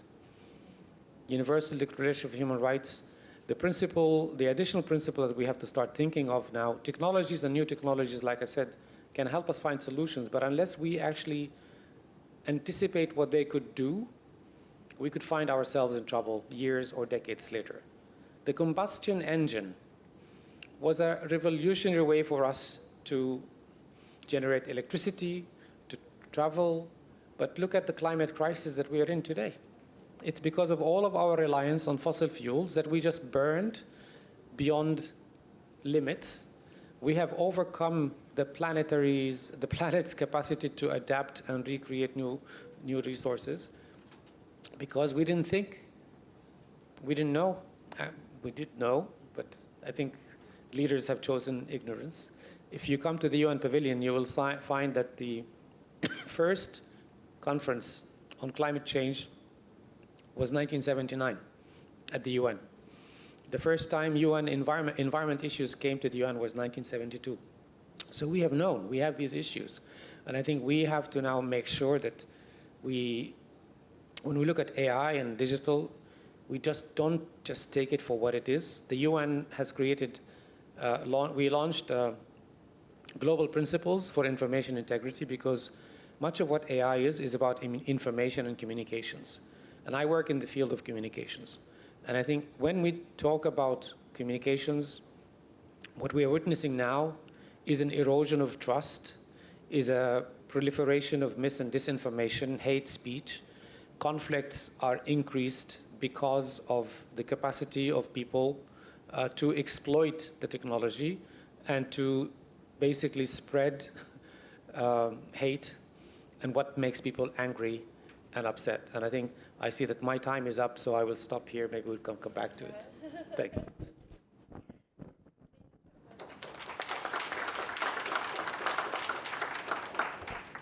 Yeah, thank you so much. Actually, I know I've known you for a while, and I always admire your comments. But I didn't know that you yourself are a refugee and from Palestine. So and I think that really means a lot that you're now the Commissioner General of UN Pavilion, and now in this theater, we could see many things. Of course, playfulness is very important, but also at the same time in the world there are many things happening, but together beyond boundaries, maybe we can think of something. So I would like to talk with you more about the possibilities of education for anyone. Yes. Okay. Thank you so much. And next, we would like to welcome Anushla-san. So, Miss Anushla Sirisena. I always call you Anushla, and she's a robotics teacher from Malaysia, and she's been working with many Japanese schools like Otemon, Otemae, and I knew her. I think we met in Japan. Yes, and so Japan, Malaysia, and recently with also Indonesia and Philippines, we are kind of collaborating, and it's really beautiful. And through the technology, they can be more human. Like they can have a more, great creative ideas to make a better world. So I would like you to talk a little bit about what you are doing. Yes. Thank you, Sachiko-san. Right, good evening, everyone. It is a pleasure to be here. I am honored to be representing the community I come from, and it is a great honor for me, someone who is in the education, to be able to speak in such a platform to share a little bit of the work I do. So it would be good for me to start introducing a little bit of what I am, where did I came from, and the kind of work that drives the passion. So as the first slide shows about the title, focusing on the word empowering, that has been the base of every single work I do as an educator, as well as a community builder. Allow me to slightly introduce myself. I am a secondary school teacher, teach grade 7 to 11. And besides being a chemistry teacher, I kind of like stumbled upon this robotic and coding opportunity, and that has transformed the job scope that I do as a professional teacher. So besides my teaching work, I also engage a lot in robotics and STEM education for underprivileged and marginalized communities. And because of that, I've been very passionate with STEM, and I work really, really hard with a team to bring STEM and STEAM education more inclusive for everyone across the country.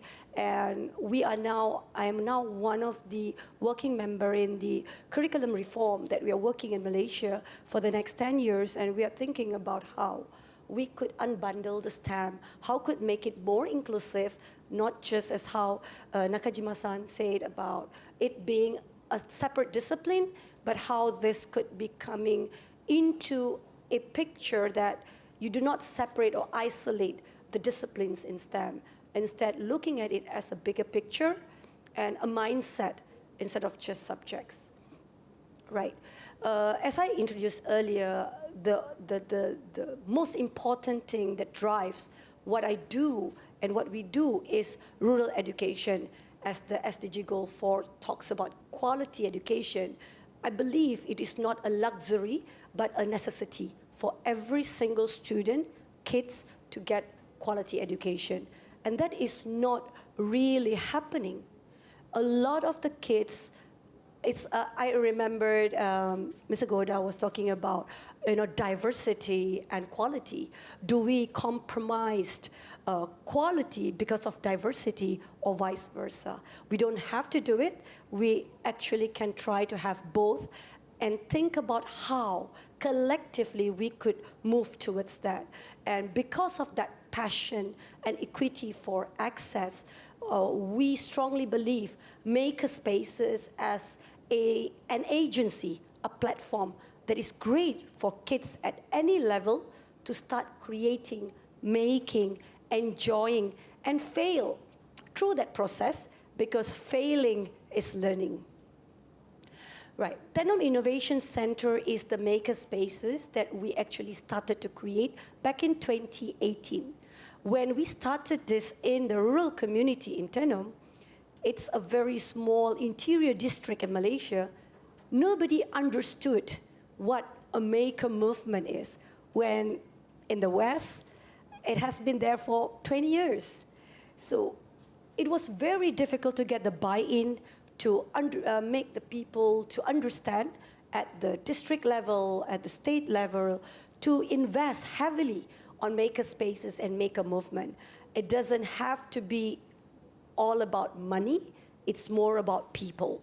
Getting the right people, getting passionate, like-minded people, the kids to just simply come, gather, just like Fukushima professor did stated the importance of having that physical presence of people to interact, which is very, very, it's very important for the generation today. When we talk about the Gen Z, we talk about the Alpha generation, we are talking about how learning has transformed tremendously. And these young people actually strive when they have the opportunity to communicate, socialize, make friends. Only then the organic way of making takes place. So with working through maker spaces and STEM education, we were able to then scale further how global STEM education looks like. It doesn't have to be expensive. Everybody can start the first step, like how we did have great partners from Oteme High School. We started in 2019 through a conference between two teachers. And today, our students have worked together for almost 4 years, collaborating online. And it's such a wonderful and interesting learning for both the students and us as teachers. We see that language is not a barrier. Technology can be used for a good purpose and allow the empowerment, allow the learning to happen within the community and put the students to be the frontal or the focal area of whatever we are doing. So this will definitely be something that will impact the national agenda. And with so many people here thinking about this more intentionally, we could make STEM education inclusive for every single one without costing other. And I would say innovation has no passcode. Like, it can be for everyone, and you can only do this when you believe in your kids, in our future generation. And I would like to close my self-introduction by saying that from rural comes global ideas. So give the student the space, let them learn, let them make, because they will make space a better world for everyone. Thank you.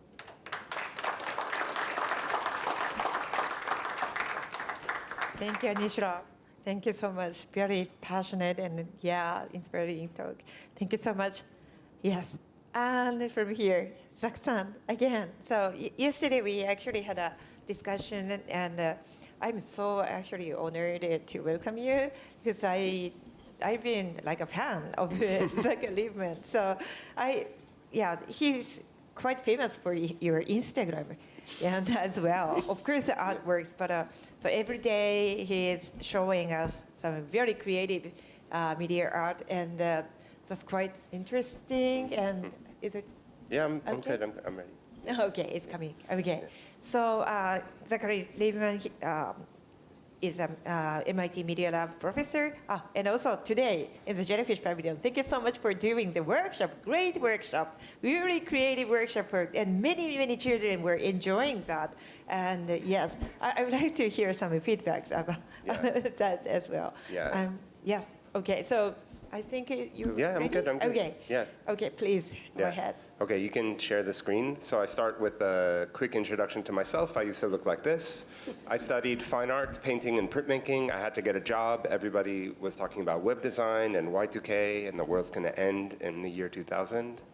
And I discovered coding, that you could write a line of code to make something move, and I fell in love.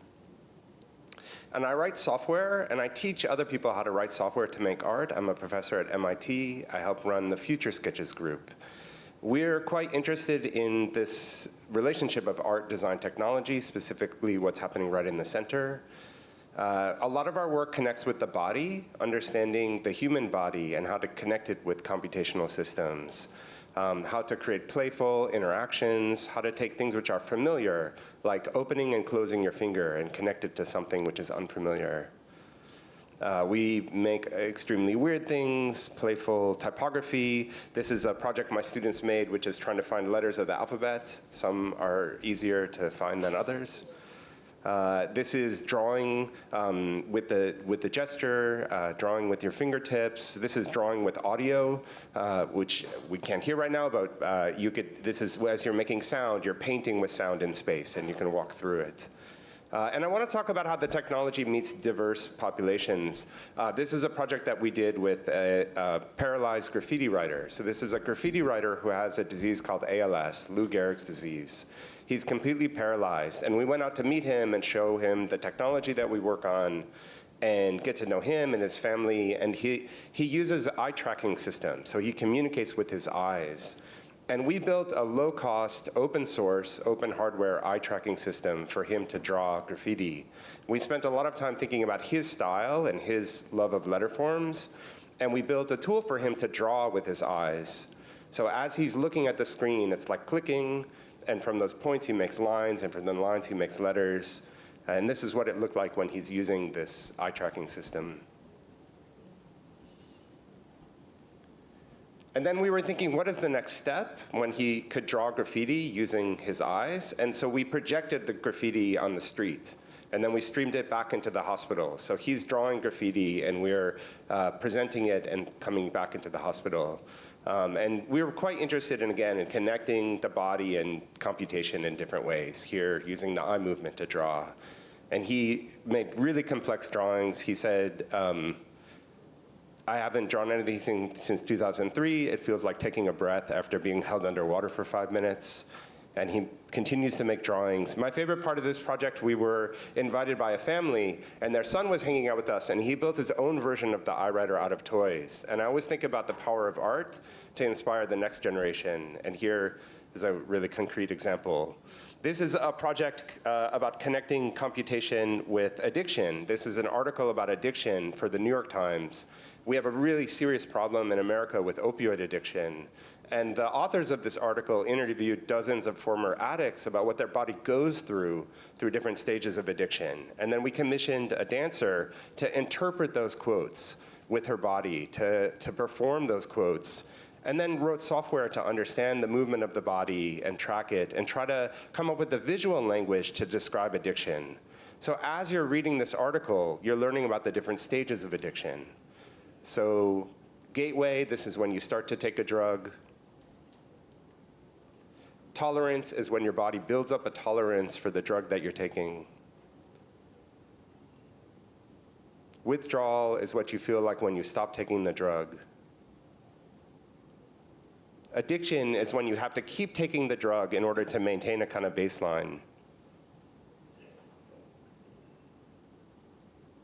Treatment is when you take medicine to deal with the side effects of withdrawal. And then finally, relapse and recovery.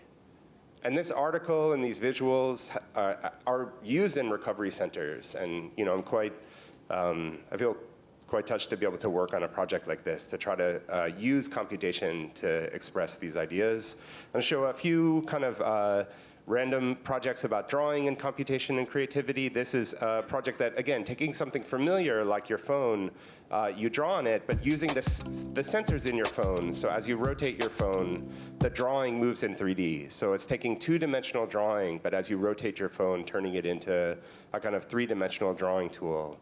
And I love making tools and putting them out there into the world to see the creativity that people bring with them. People do sometimes sort of silly things, but for example, a woman in South Korea drew this bird, and I had no idea how she did it. There's something so amazing about making tools and putting them out there and seeing what people bring to them. This is a project with Google, which is connecting gesture and satellite photographs. So as you draw lines, it finds that line in a photograph from around the world. So as you draw a curve, it finds a curve. If you draw a hook, it finds a hook. If you draw a straight line, it finds a straight line. And the idea is, to take something familiar, just like drawing a shape and connecting it to something unfamiliar. The second part of this project is connecting dominant lines, so connecting highways and coastlines and rivers from around the world. So as you're dragging, it's stitching together those photographs to make a kind of infinite landscape. The last project I want to talk about is a project that we're working on with an artist named Christine Sun Kim.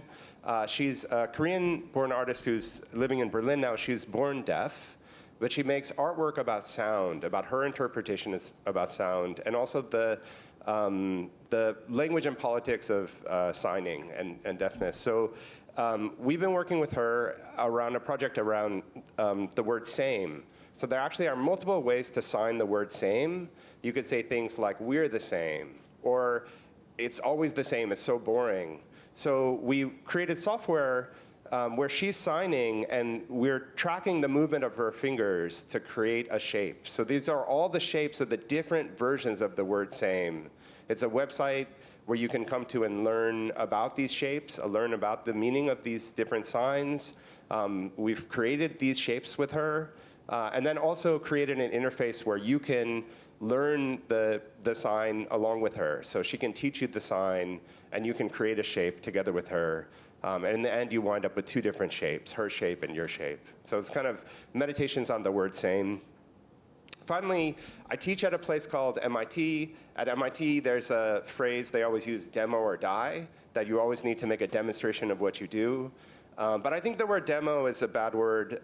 If you rearrange the letters to the word demo, it's very easy to make the word poem. And what we try to do in our group is make poems. If you're making a demonstration, it's really, you're using art in service of technology. But if you're making a poem, you're using technology in service of art. And so we believe in making poems, not demos. Thank you.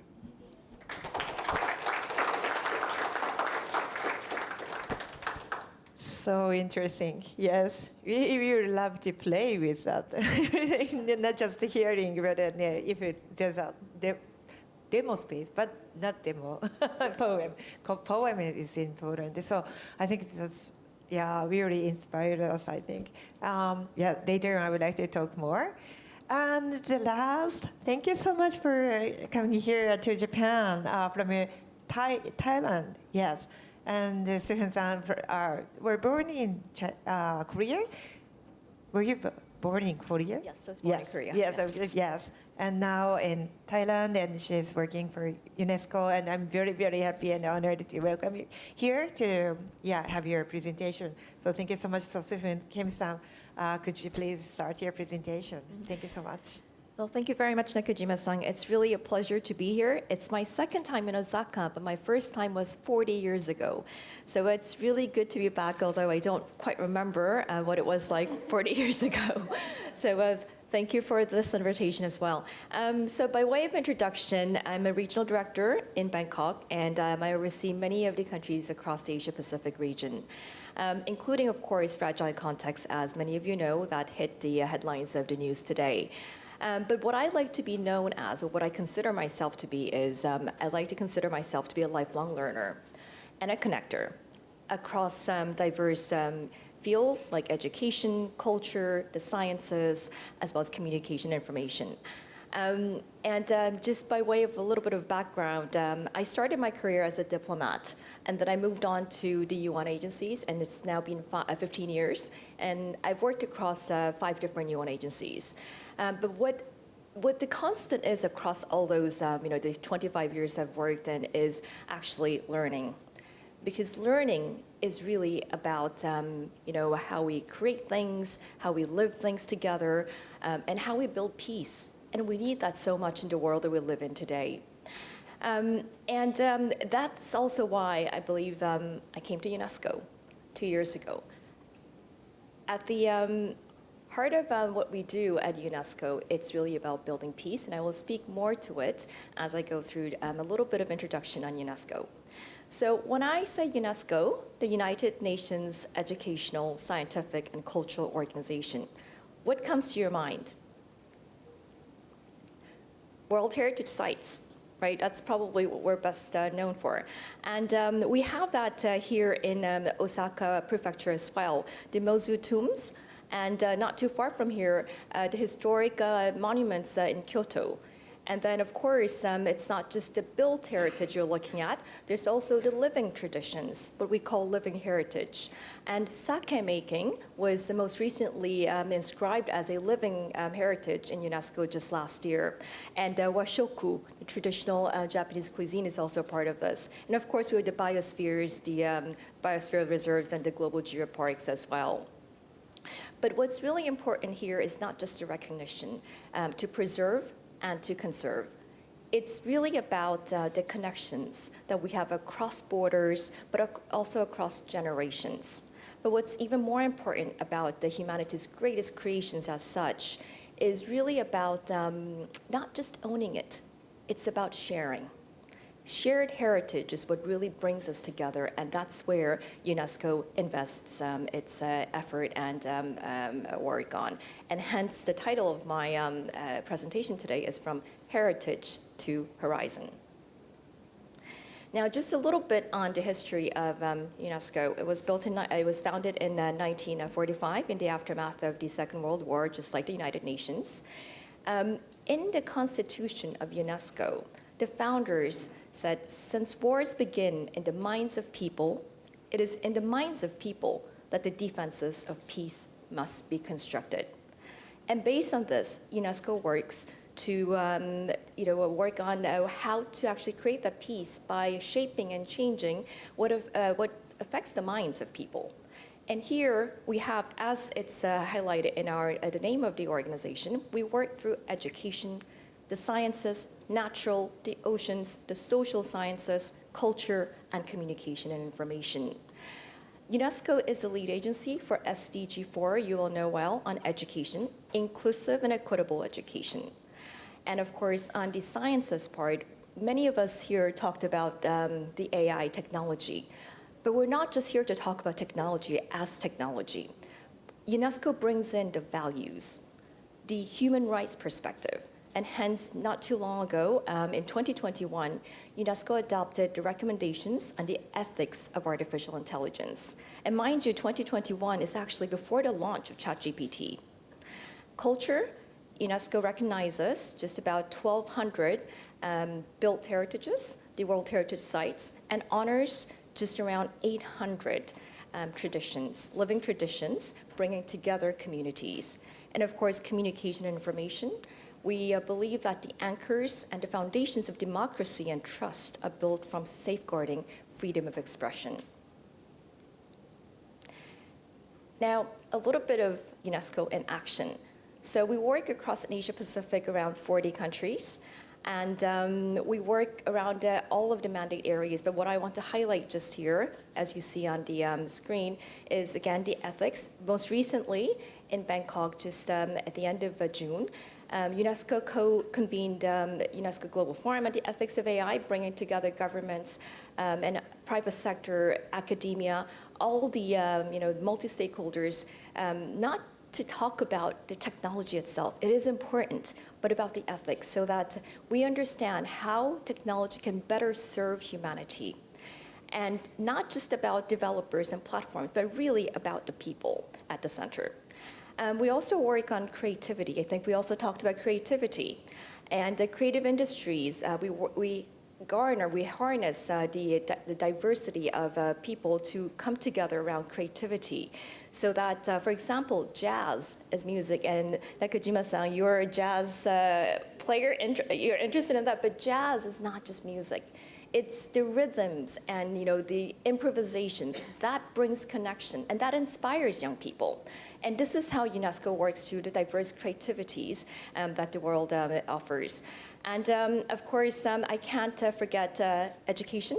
Lifelong learning is a big part of what UNESCO does. So learning never stops. Age 0 up until, I don't know, you tell me, 100, 120? Learning never stops, and hence I presented myself as a lifelong learner, because we never stop learning. It's not about just education, it's about learning. So this brings me to where I will continue in our discussions. So what UNESCO really does right now, well, UNESCO is at the intersection of heritage and horizon, connecting what is the best of the past and using that as foundation for the next chapter, for a future that is human-centered, creative, just, and inclusive. So I can stop here, but I look forward to more discussions around the creativity, technology, education, learning, and so forth. Thank you very much.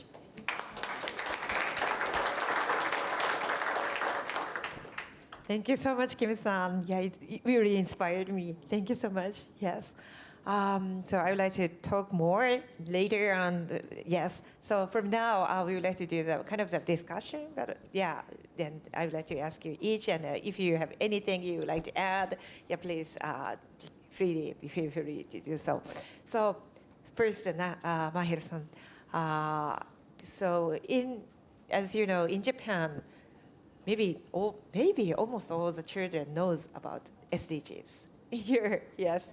So yes, but here in this expo, we actually set the theme. So as for this theme week, the last one is beyond SDGs beyond. So we would like to see further. But sometimes, as I said in the first sessions, especially in Japan, maybe children just see the issues on the table and not just feel it. So because they don't know the world, or they don't know, the very diversified people. Yeah, so I really like to hear about your opinions or ideas about how SDGs can kind of contribute to the education, and how can you diversify this Japanese society as well. Yeah, and of course not just Japan, but in the world. But through the expo, I think there are lots of possibilities. So if you have any ideas, please let us know. Sorry, it's a kind of a very as difficult. a fellow learner, I've been learning a lot since coming to Japan as well. Yes. I mean, I know that probably the SDGs are more recognized in Japan than any country in the world. A survey was, the most recent one 2 years ago, was 91.6% of people in Japan recognize the SDGs when they see them. Doesn't mean that they know what they're all about. They are taught in schools, so for children, they learn about them. the issue is to go beyond knowledge and recognizing the SDGs. I mean, one of the SDGs that not many people really care about, and I think is always the one I always bring up, is SDG 12, which is responsible production and responsible consumption. Yeah. I work with the creative industry and the advertising, and I always tell them, and they always come to us and saying, we want to help the UN make the SDGs famous, and we want to help the UN educate about the SDGs. And my question to them is, and how much of your budget is dedicated to helping companies sell products that people don't need, to convince us to buy services and products that we can do without? That's 95% of our budget. So these kinds of things, we have to take the SDGs and take the essence of what they are. When we talk about education, it has to be quality education. It has to be inclusive education. It has to be education that does not leave anyone behind. When we talk about SDG 5, gender equality, my colleague from UNESCO, Sue, quoted the UNESCO charter, but she changed the word in it. Because the charter said, war starts in the minds of men. And it is in the minds of men that we have to fight, and that was because the world in the 1940s, it took actually a battle when they drafted the Universal Declaration of Human Rights. It was the very few women delegates that argued that it should be humans are born equal, not men are born. That was the text when they started drafting this. So the issue of gender is also something that needs to be taken seriously. I mean, Japan ranks 118 out of 148 in the Global Gender Equality Index that is done by the World Economic Forum, not a UN body, but it's actually a fact. When you look about women across other societies, we talk about, especially in the technical and digital, AI has a big inherent bias. It feeds on what is in the internet. All of that is there, that right thing and the wrong thing. And what's in the internet has been mainly produced and dominated and designed by men. So it has a bias against women, and it's a bias against people who are different, a bias against refugees. So I think as we talk about the SDGs, it's important to really dig down beyond the surface. And because the SDGs are famous in Japan, one thing that we have to be mindful about, which is SDG washing. People are familiar with greenwashing, a company that is really polluting the planet, hires a company, and then they make ads about one little thing they do, that we saved a dog somewhere. I mean, excuse me, that's greenwashing. We have to be mindful about SDG washing. And when we teach about the values of what they are, including, of course, human rights inherent in every single one of them. So these are the things that I would want to share. Yeah, thank you so much. So yeah, as for the gender, you're always saying that, and I think we have to discuss more about those kind of things. And also, even as for example, like a female, sometimes don't know if it's, maybe just don't know or don't understand, and kind of the voice of the minorities. So not just gender, but in the world there are many religions. I mean, many women are not a cultures. minority Yes, because they are half right. of society. Yes. But they are a minority in decision making. They are a minority in leadership in most countries. I mean, only 24 countries in the world have equal women in, or at least some women heads of state and government. I see. So there's a big difference. Yes. Here in this expo, again, so from Dubai Expo, we have a women's pavilion, and we can talk a lot more, about that. And also, of course, like a culture, minorities, we will have actually Indigenous Week in in August. So from August 1st, we will welcome many, many people from indigenous culture, and it will be a very gorgeous time, I think, yes. Those kind of thing, if we can share more, not just in Japan, but in the world, so that even citizens, at the citizens level, not just political level, if we could talk more and share some situations or values together and have some dialogue, that would be great. So I really love to collaborate more with UN. So we are working with many schools in Japan, and and professional schools or hospitals. And so if UN also or UNESCO also can kind of partner with some schools in Japan, but not just in Japan, maybe with Malaysia. Some people say that maybe with not just Finland, but also can, Philippines as well. Yes. Yeah, so. Can I ask Zach a question? Yes, of course, please. Just to stay on the theme of gender and education, how many of the students that you work with and the artists, is there a difference between those in the arts and those in the science in terms of gender, and how is it look? No, it's really mixed. I think both in my research group and also the students I have in my classes, I have, I think, pretty, mixed population. New York and MIT, there I think is a very mixed culture. Yeah. Diversity. Yeah, I mean, how did you find the ITP? I'm going to pass it over to you, but how did you find ITP? So I studied at ITP, New York University Graduate School, and it was so mixed, really.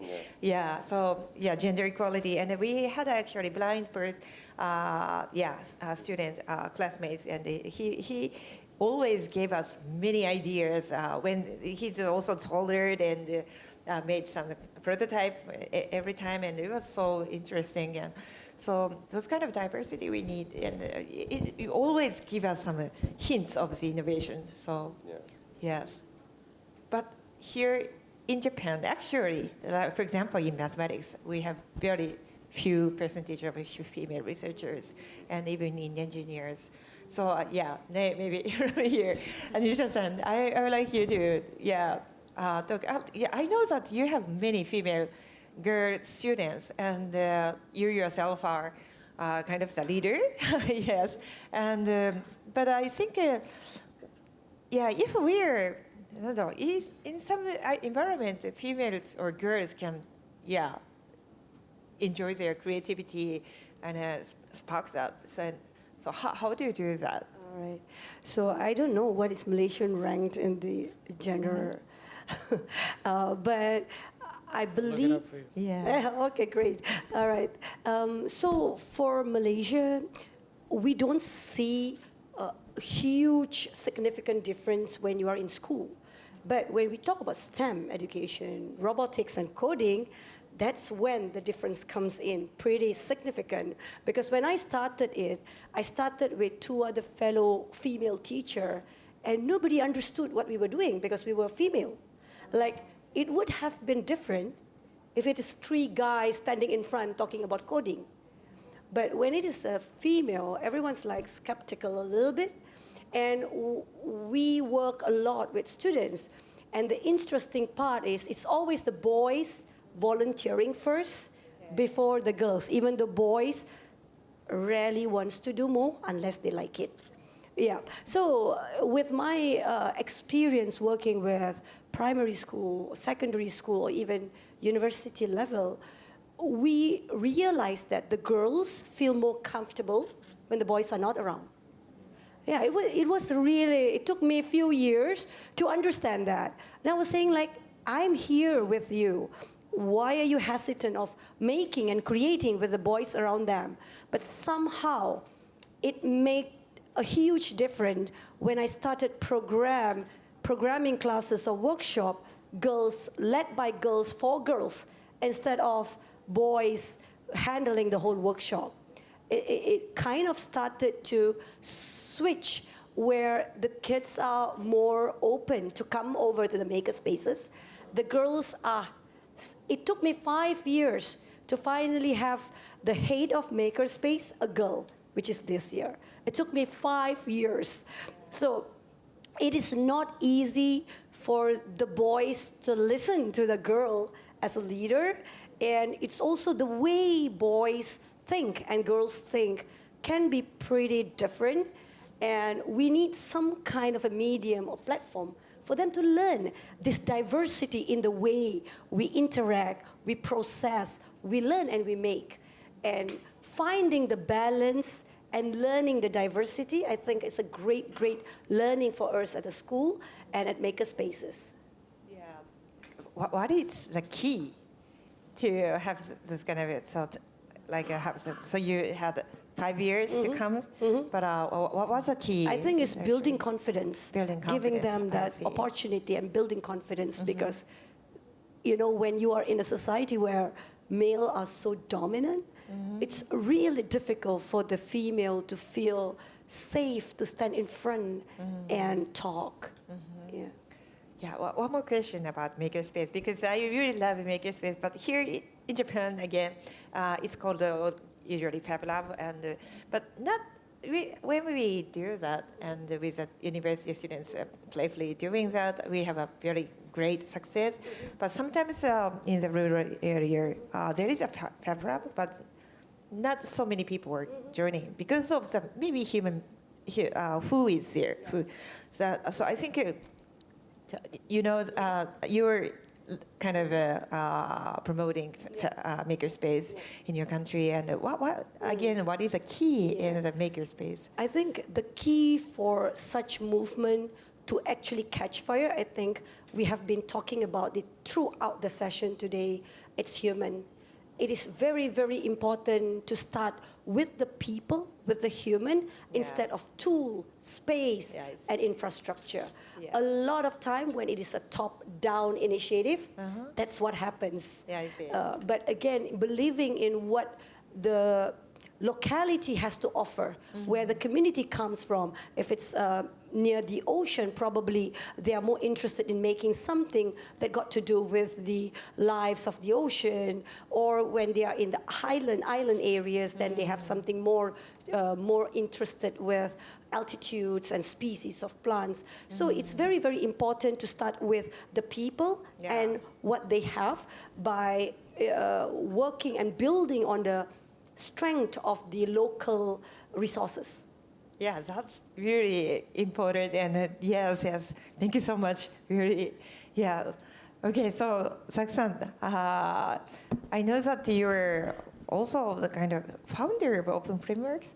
Yeah, and I know that you're sharing it through sometimes Instagram, but also through education. But your education is very interesting, not just the teaching, but also, more like evoking, Like what? Sorry. I'm not What sure. is this gesture? So I forgot the English. 引き出す drawing the creativity from each. Attracting? The possibilities. Sometimes I don't know, it sounds really weird, but sometimes I think of myself like a vampire because my students, I love seeing when the stuff is so new to them, when they're learning, when they're excited about the medium, when they're discovering code for the first time, when they're, oftentimes I think about teaching, the students are, I don't know how it is in Japan, but in America, you often have the highway, and then you have the service road to the highway, and the service road goes next to the highway. But it kind of follows the highway, but it's slow. And sometimes you're trying to find your way onto the highway, but you're on the slow road. And I feel a lot of students are oftentimes, they're sort of on the slow road, but they can see the highway, they're following it, and what you're trying to do is help them find an on-ramp. And that on-ramp could be the right project or the right homework assignment, or it could be the right reference, or helping them find a technical solution or aesthetic solution. And when you see them go from the service road to the highway, it's really amazing. And oftentimes it's about them connecting what they're learning with what makes them who they are. And to me, those moments are really beautiful. And but also, this gesture, I do feel like a vampire because it brings me a lot of energy too, because I've been doing this forever. So when I see them so excited, I try to take that energy and bring it to my own artistic practice. Yeah. So, but also I'd like to know that what drives you kind of share your ideas and open many things? I mean, one thing that I've found is it to be really valuable to build things that a version of myself 5 years before would have loved. So something like Open Frameworks, which is an open source tool, kind of similar to P5JS that you mentioned. That was a tool that I would have loved to have 5 years earlier. Or I helped create a school in New York called the School for Poetic Computation, kind of experimental school. And I think a younger version of myself would have loved that. So I think it's sometimes building or designing things for a kind of what what I could have used 5 years ago or 10 years ago, but with what I know now and with what I'm doing now. Yeah. I really love to share more. Yeah, in Japan as well. So right now we have an internet, so maybe we can share more beyond the boundaries of the nations. And so I think if we can learn from you a lot. And yes, yeah. Happy to be here. Yes, yeah. Thank you so much. Yes, I also would like to hear a little bit more about the poetry.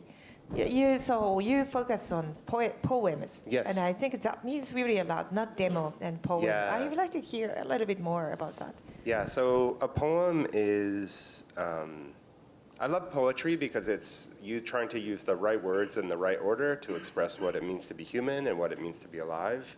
And when you're coding, you're also trying to use the right words, the right language, very precise. And there's something, I think, really interesting in this kind of, in both cases, in the work I do, either the poetry that I'm reading or the work that I'm doing, it's about language. It's really about making worlds from words, whether it's a computer language or a natural language. I think the precision is something that I find really interesting. So a tiny piece of code can produce a giant image, and a tiny poem can produce a giant image in your mind. And I think there's something quite beautiful about that.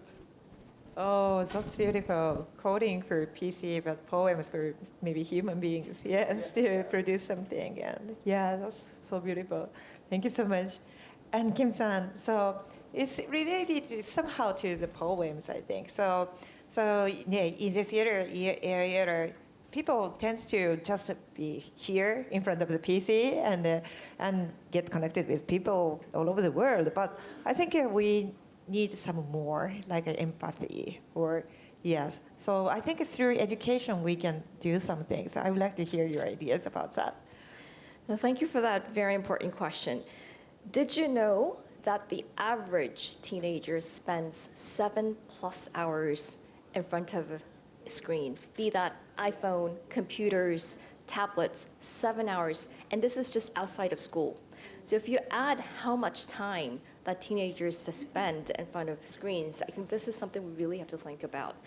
And it's also quite interesting to note that at the same time, AI is in our classrooms ever so much in any other technology.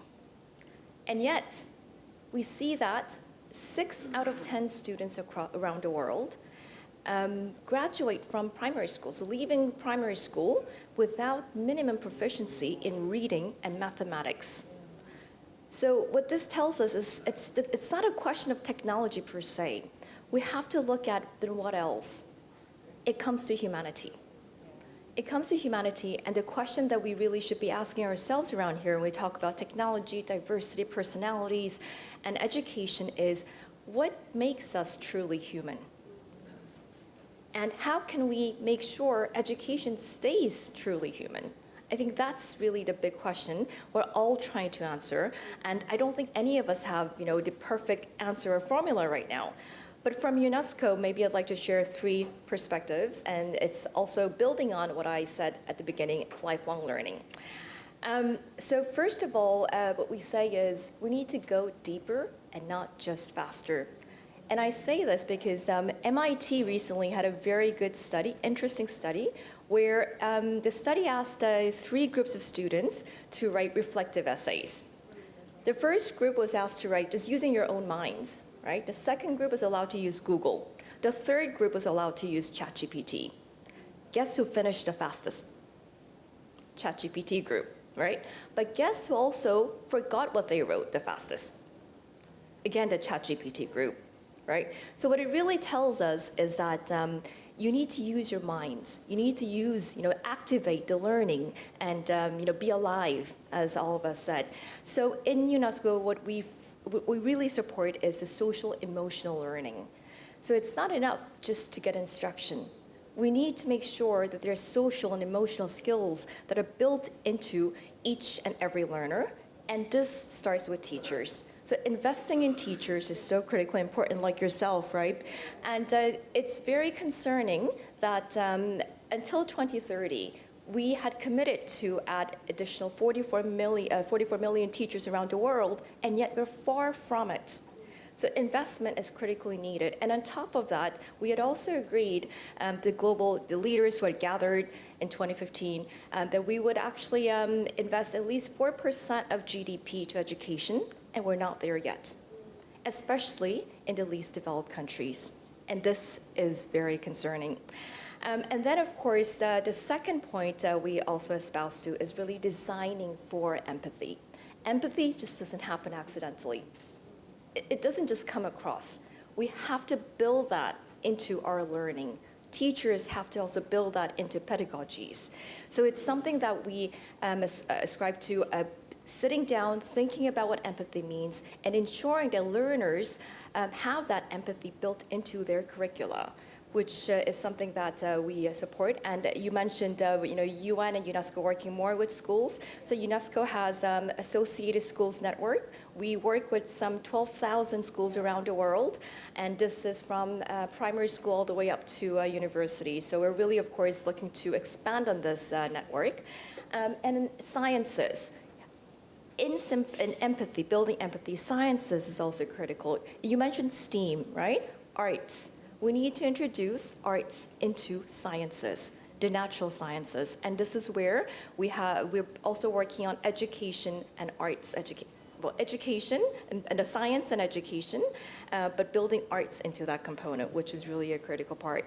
And then finally, I want to say that learning and education has to be safe. It has to be safe, we have to honor that.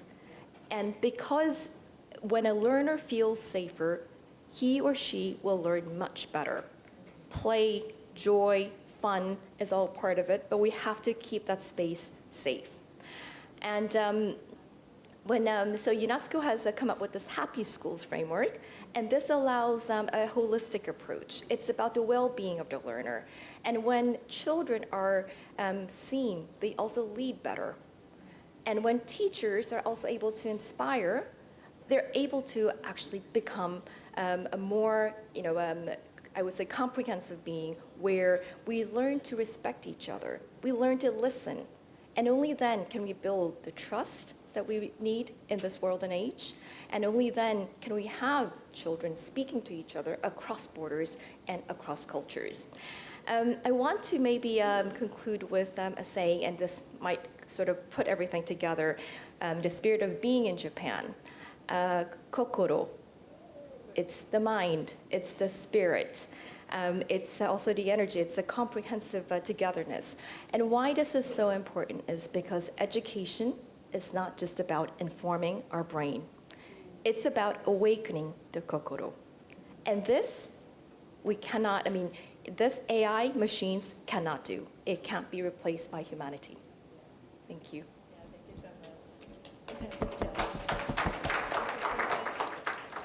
So now it's actually a time to finish, but I would like you to have the last message, from everyone. So thank you so much again for you all to come here, and so to the audience and to the Expo participants, please give some messages to them. Well, first of all, thank you for hosting this, including us, and for your moderation. Thanks also to the interpreters. I think we owe them a lot of thanks and gratitude. And to Expo for this opportunity. I used to be an Expo skeptic, but since I got involved in Expo 2020 in Dubai and this one, I think Expo is one of the most amazing places in the world where nations come to showcase the best of what they have, and they bring people from those countries to really mix and share with others. We have seen cultures, art, and all kinds of traditions mix here. And the theme weeks, the opportunities to engage in intellectual discussions about issues that take a bit of a depth, like this session, is a learning opportunity. But I think if we're going to take away something from this session, is that education needs to be anchored in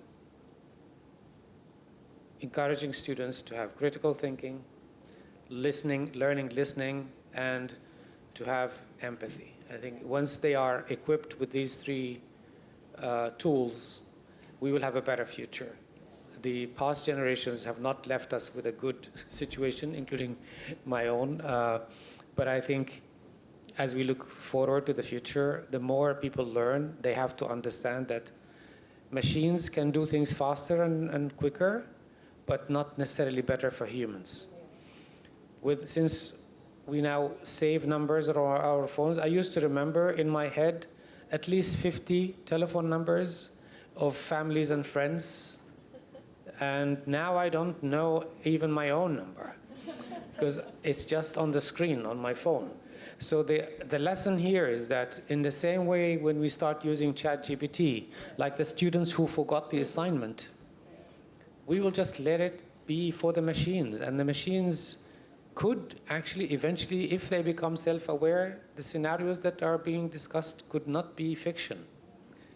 Why should they serve us, the inferior beings who forget telephone numbers and other things? So. Thank you so much. Thank you so much. Right, I was thinking, what do I summarize from this whole intense sharing today? But I would say, as an educator, you cannot shy away from what is happening in front of you. ChatGPT, AI tool is real. It's there. But now, how you redesign the way you approach teaching and learning, how you redesign the way the kids learn. Oftentimes, as a teacher 20, 30 years ago, we might think that teaching is about imparting knowledge. But we all do agree that teaching is no longer that. But it is more about helping the kids learn. How to learn is more important. So I was thinking about that assignment Kim-san was talking about. So I tried this with my student. I brought in ChatGPT in the class when it was first introduced. I remember it was my grade 11 in a chemistry class. I said, you can do what I want you to do, solve the problem if you don't know, right? You got your ChatGPT. Then they were like very happy because it's the first teacher who allows them to use AI tool in classroom. So after doing that, guess what? I asked them, do you want ChatGPT now or you still want me? And my student actually said they want me. And I was thinking, why? Why you still need your teacher? Because it's just a tool. It's just a tool. For them, they still need that human connection. They still need that interaction. So humanizing education is the most important agenda. And to do that, build back to what Kim-san said, investing in teaching and teacher capacity building should be done more aggressively for education and quality education to take place. Thank you. Thank you so much. So I would just say something that I say to my students often, which is that the world is hungry for ideas. The world is hungry for ideas that oftentimes when you're young and you see all of these great projects, I come in, I talk about all of this work. You know, I show a lot of examples. I show a lot of creators and projects and libraries and tools. And it's really important for them to know that the world is really hungry for their voice, that the world is hungry for their intentions, their spirit, and to know that even though there are all of these tools and institutions and communities, that it's really the tools that they create, it's the communities that they form, it is the works that they make that will feed that hunger. So I always say the world is hungry for ideas, and that's something that you can really feel here at the Expo, that it's about that kind of hunger, that it's different countries coming together to tell their story and pavilions to tell this story, and it's all about the kind of hunger in the world for ideas. So I just want to share that as a closing message.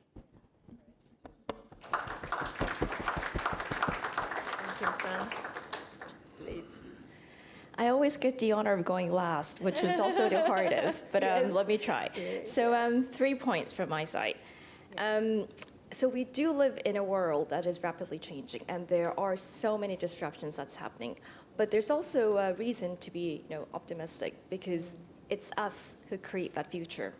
As this expo asks us to look to the future and to design that future, and it's us who build it. So let me propose, number one, let's all be lifelong learners. Let's not stop learning. We learned so much from each other today just by sitting in this panel. I've learned so much, but let's continue to learn. It doesn't stop. From zero until life does us apart, let's continue that learning. Second, let's really embrace diversity and respect. I think it really starts from embracing diversity and respect. And this, of course, starts with education, be that inside classrooms, outside classrooms, because there are 250 million children out of school today. And this is really, really concerning. But as long as we respect and we embrace that diversity and differences, there is hope for the future. And thirdly, I go back to saying this every time, let's invest in people, human capacity, each and every one of us, and that is the future that we create. Thank you. Thank you so much. Thank you so much. Yes, I know that it's already over, but yeah. So as a summary, kind of the summary, I think, so in this AI era, we have different type of people, but also different type of AI in the world, and we like to coexist and co-live together. And I think, so I am imperfect, and I think everybody is imperfect, but that's a beautiful point. And I think AI is also imperfect, and we also should be kind of creative and learn from each other, from human beings and also from AI, but AI also would learn from us. So I think those kind of a coexistence in the future with diversified people and maybe new existence like AI or those kind of thing is very important. And maybe we could do more and more through these kind of connections of people and many things. So I think, thank you again for the first session and also second session. And I myself am so happy and honored to have this moment, but a discussion would go on. So this is kind of the start of the discussions, I think. So please let's keep in touch and have more discussions and have more projects and all together with the audience people as well. Thank you so much. Thank you so much again. Thank you very much. This concludes the session. Again, thank you to Ms. Nakajima and all the speakers for truly diverse and meaningful input. Thank you very much. 今一度大きな拍手をお送りください。スピーカーの皆様でした。